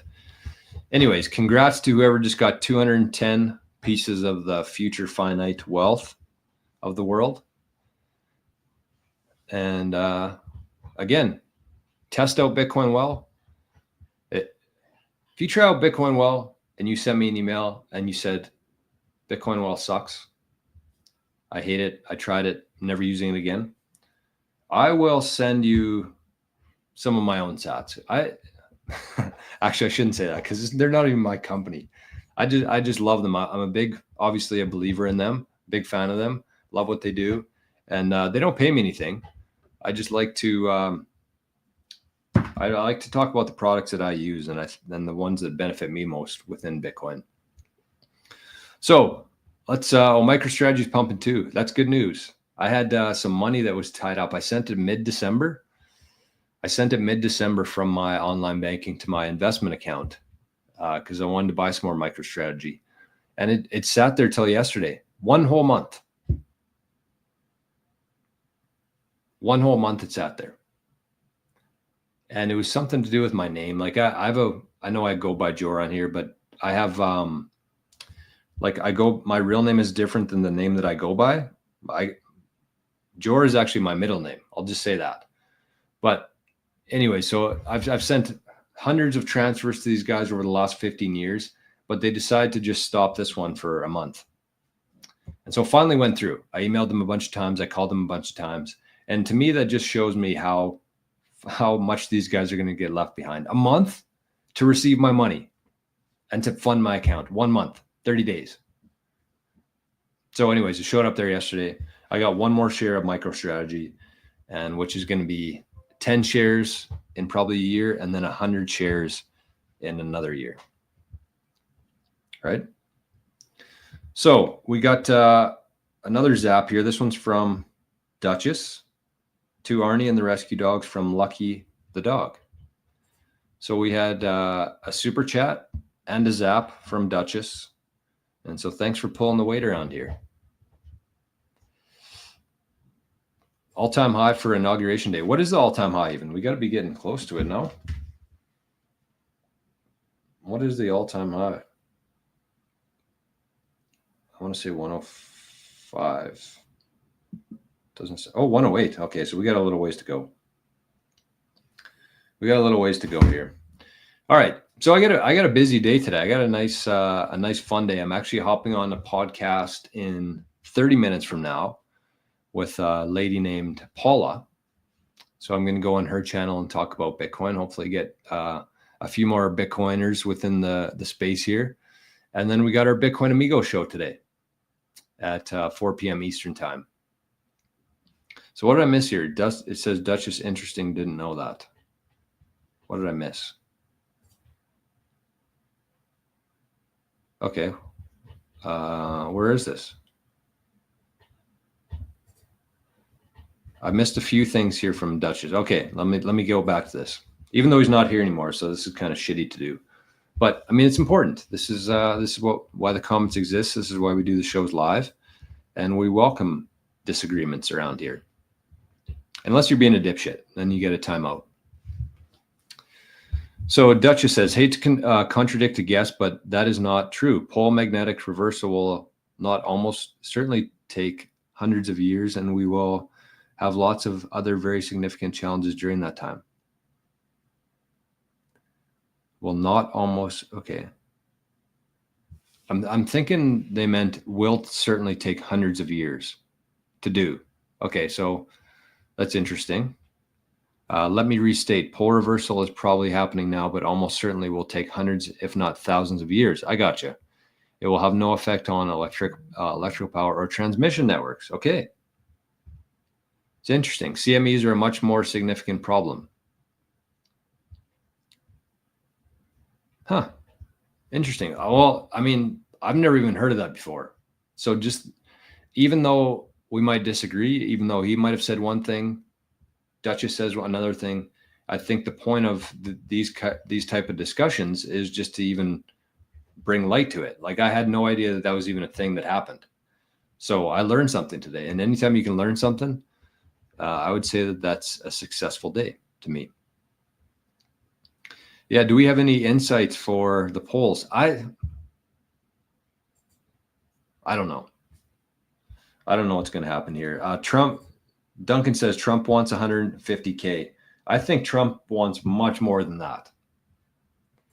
And that's the exciting thing for me, is that Trump, if you look at Trump's track record, like, the cool thing now is that this is no longer a hypothetical.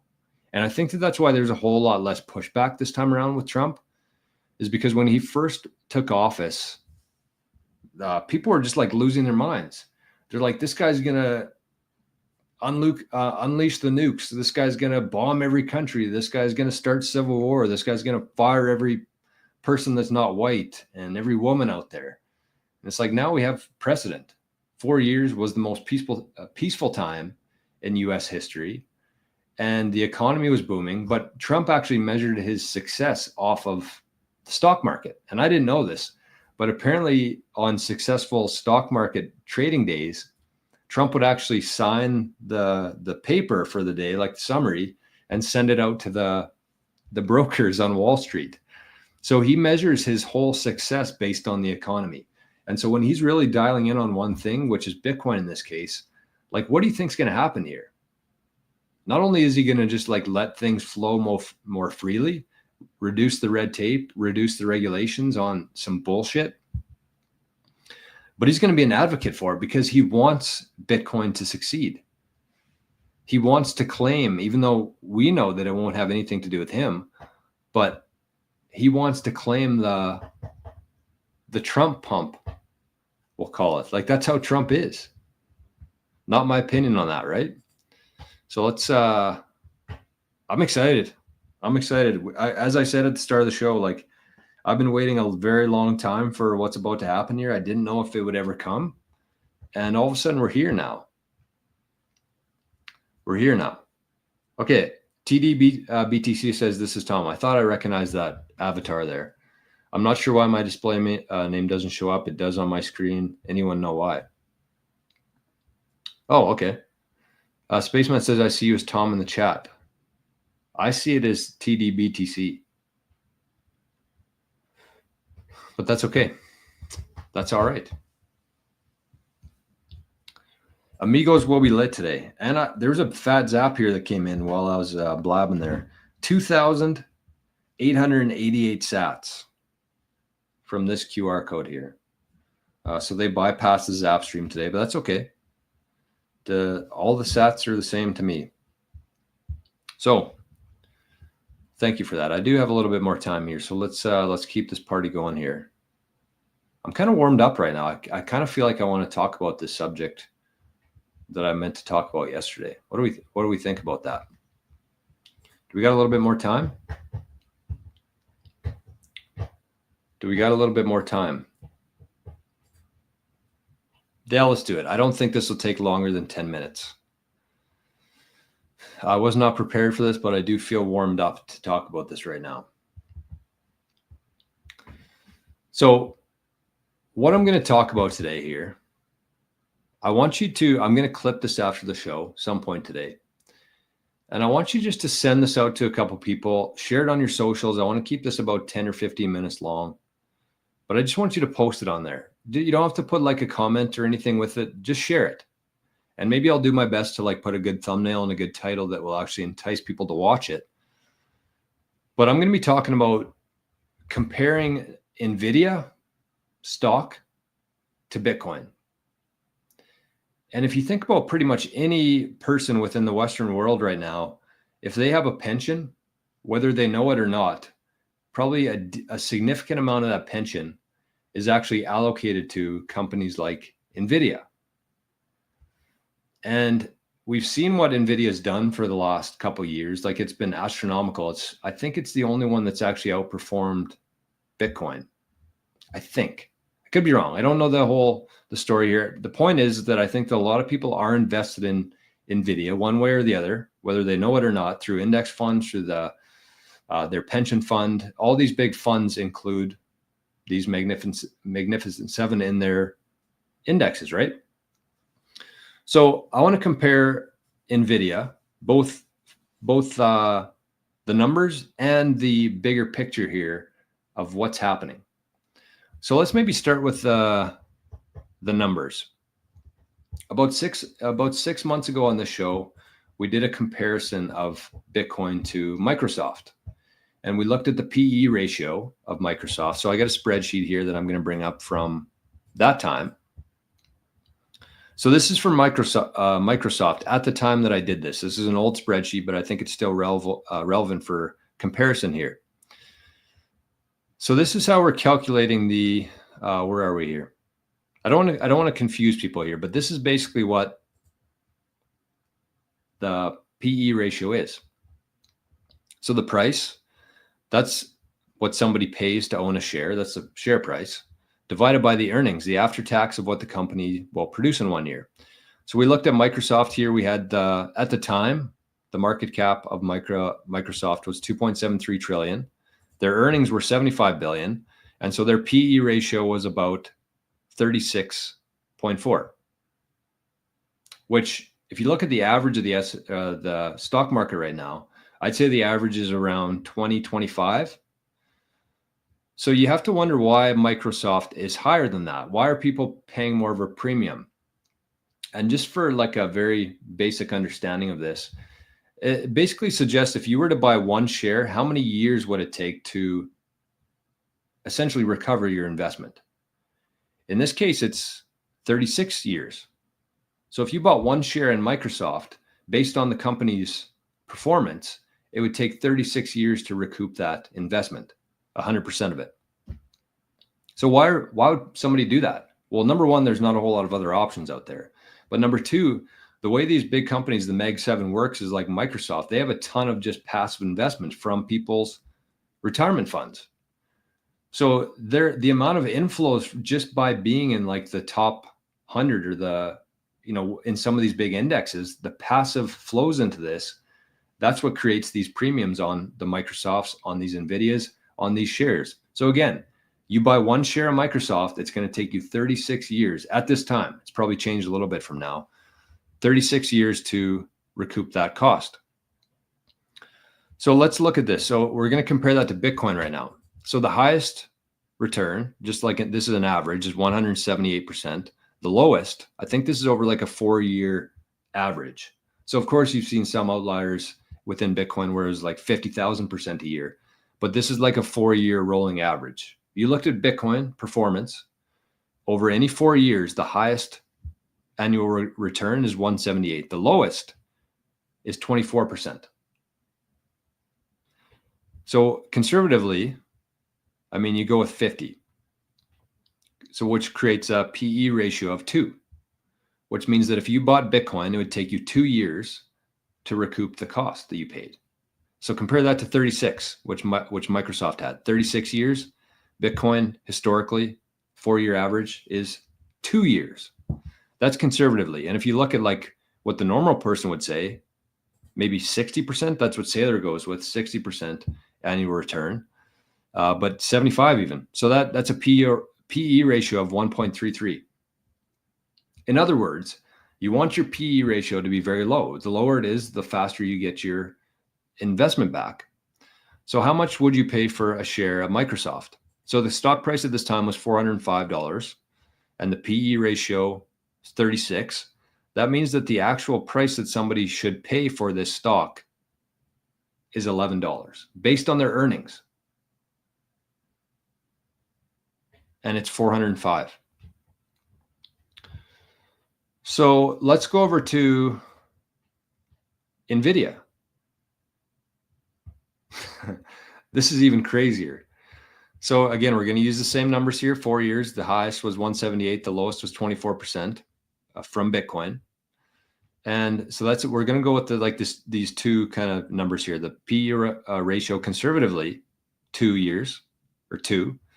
And then what a normal person would consider to be the average, 75%. So a PE ratio of 1.33.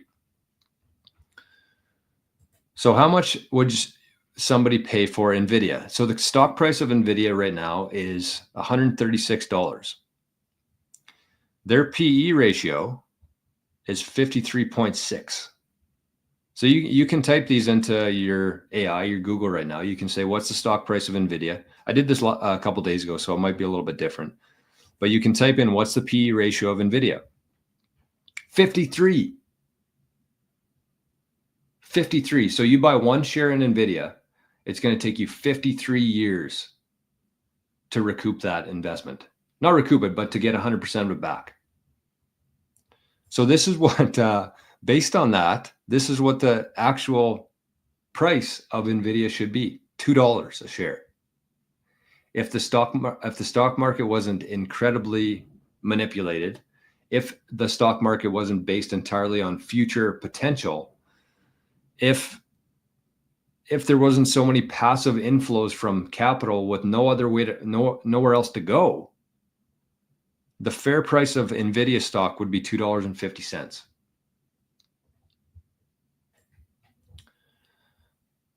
And so then you compare it to Bitcoin. You say, okay, well, Bitcoin's like the best performing asset, and we're saying that Bitcoin is a 2 PE ratio, then it should be $5 a share if you're comparing it directly to Bitcoin. So that's the PE ratio. That's how out of whack that is. But if we think about, these are the things that I really want to dial in on if you're comparing Nvidia to Bitcoin. So let's look at if you had two choices, if you had some capital and you're looking at buying either Nvidia or you're looking at buying some Bitcoin. These are a few things that I want to point out, aside from like the PE ratio and the actual historical performance of these two assets and the earnings of these. I mean, Bitcoin doesn't have earnings, so it's not a really apples to apples comparison here, but you can still say if you invest $1 in Bitcoin, it's going to take you 2 years to get that dollar back 100%. So there's no products, there's no services, but that has been the historical return of Bitcoin. So let's look at the competitors here with Nvidia. What does Nvidia do? They create, they're like an AI company, right? They create technology. I mean, maybe let's just check with AI to see what Nvidia's actual, selling point is. What does Nvidia do?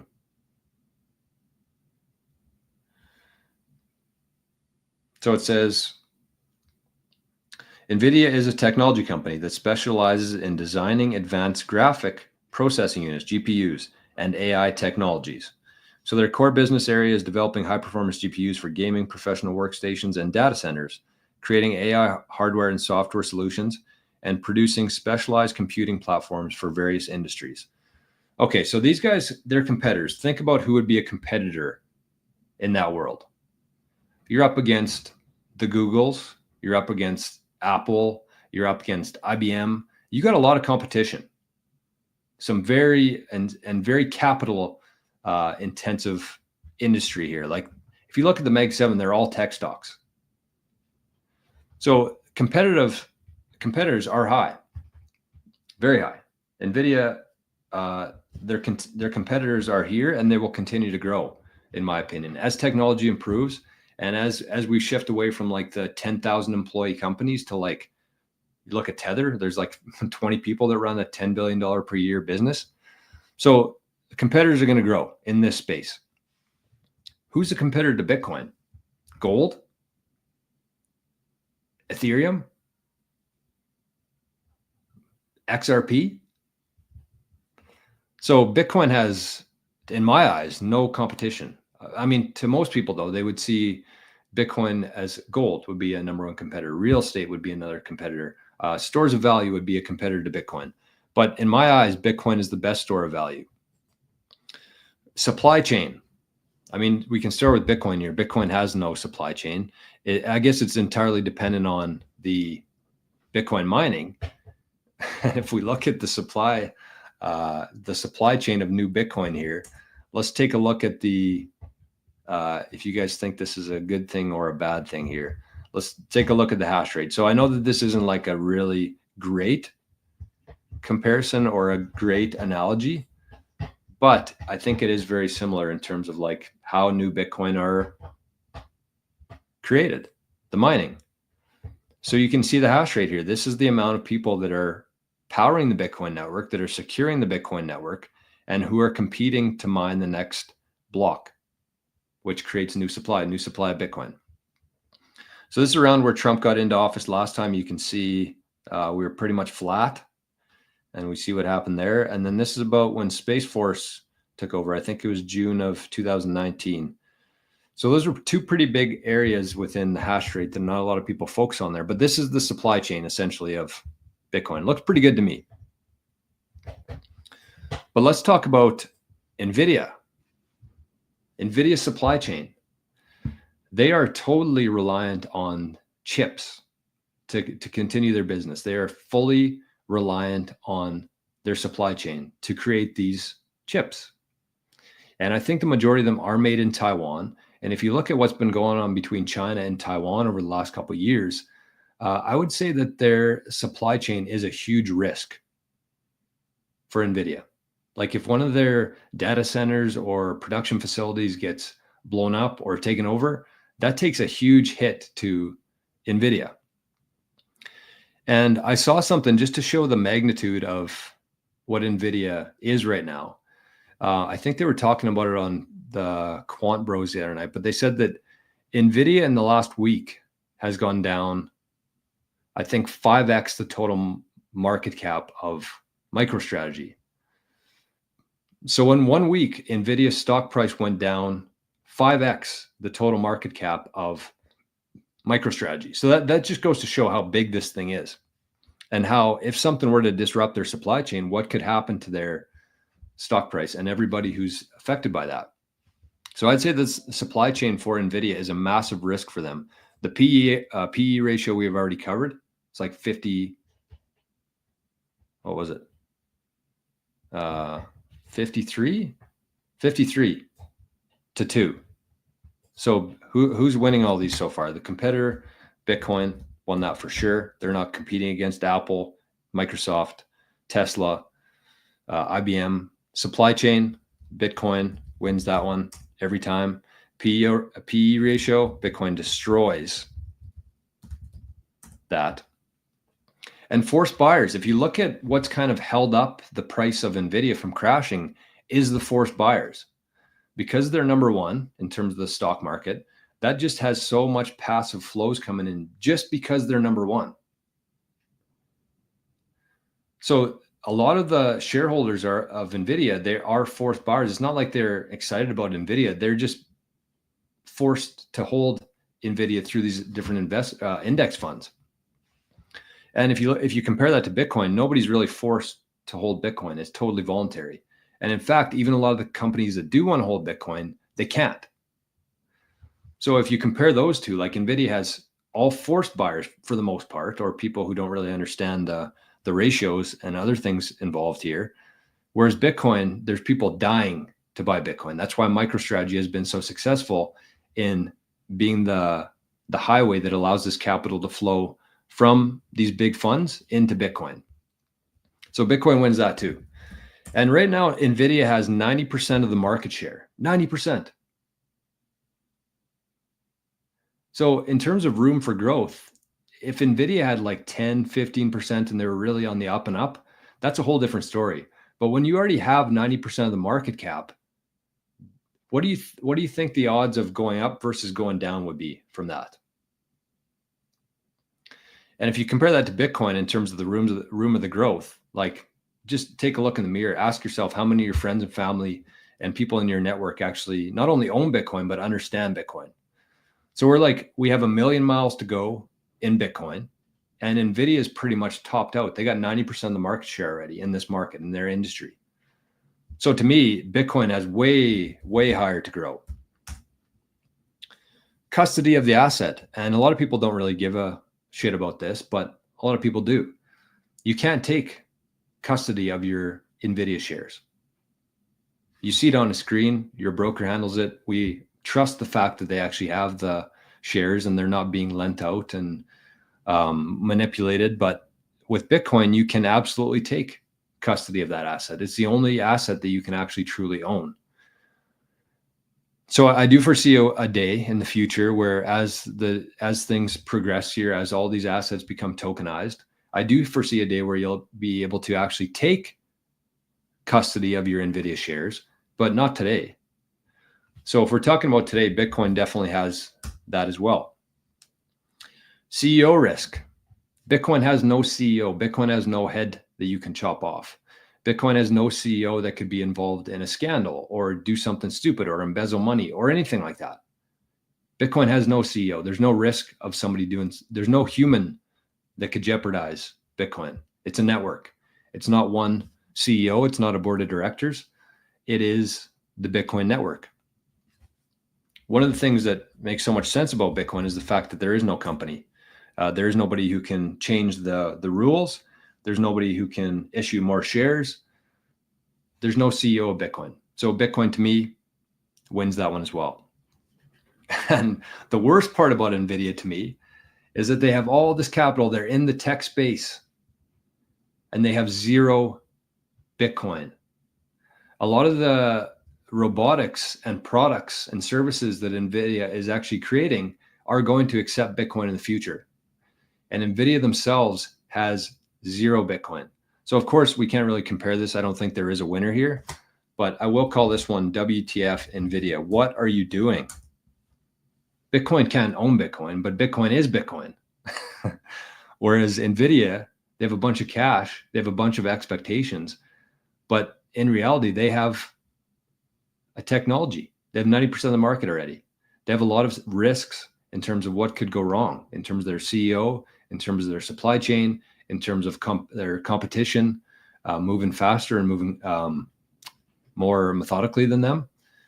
So the number one asset for the majority of people, individuals, companies, index funds, is Nvidia.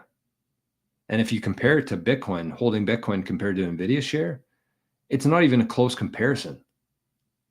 And I think that if people actually understood this, instead of just so passively trusting their advisors, trusting the system that they're in, I couldn't imagine what would happen if everybody on Earth looked at this objectively, saw this video essentially. It just doesn't make any sense to me. It makes zero sense. So not only is, you could say that Nvidia is either way overvalued, which it is with their PE ratio, but then what I'm more focused on is just how undervalued Bitcoin is. Because when you talk about gold as its main competitor, and it's eventually going to overtake gold in terms of market cap, But then you look at real estate, and then you look at like these companies like Nvidia, where a lot of this capital is currently being held. So that's kind of my that's what I want to get into today. It's pretty crazy. Again, and I want to give a shout out here to My Path to Fire. I see a lot of comments in there. I got about 7 minutes here. I knew I'd wait till the last minute here, push it as far as I can. But that's the analysis there. So I want to say thank you to, once again here, Locks Guy, who gifted another 10 88 Sats radio memberships on the channel. Very, very, very generous. Incredible, actually. So thank you for that. That's not the first one, not the second one. I think that's the third time the Locks Guy has purchased a bunch of memberships for people in the community here. So thank you for that. Yeah. Nvidia has a CEO who wears a leather jacket or a leather coat. He's cool. Yeah, and this is absolutely right. The supply, if we're talking about the supply chain here of Bitcoin, supply will always be the same, whatever the hash rate is. That's true, whether there's 1 miner or 1 million miners.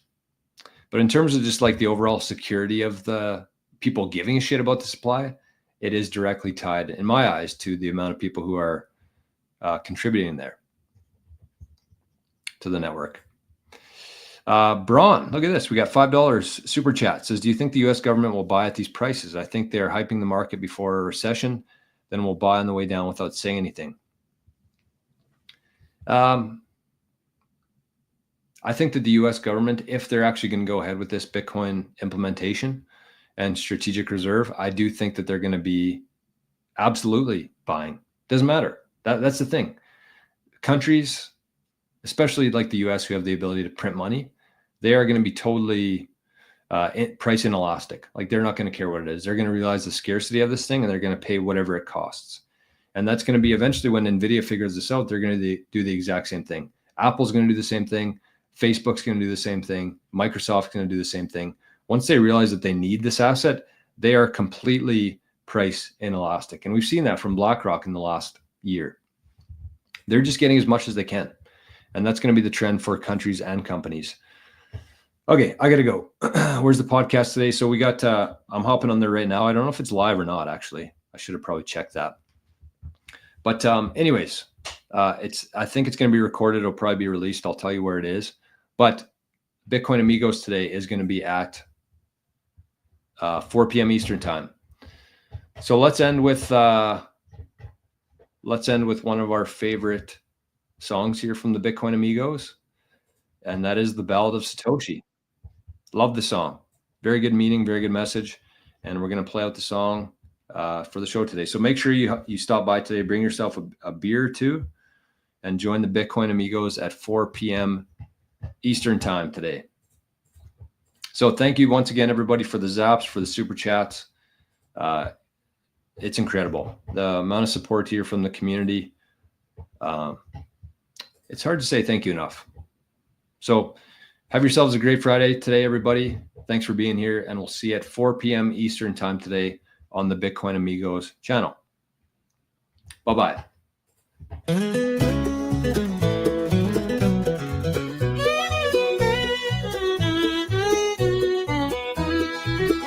He rode into town, a stranger unknown, where warlord Dollar sat high on his throne. The people were broken, their freedom denied, but Satoshi spoke truth and their hearts came alive. Oh, Satoshi, bold and true, filled with hope, a dream come true.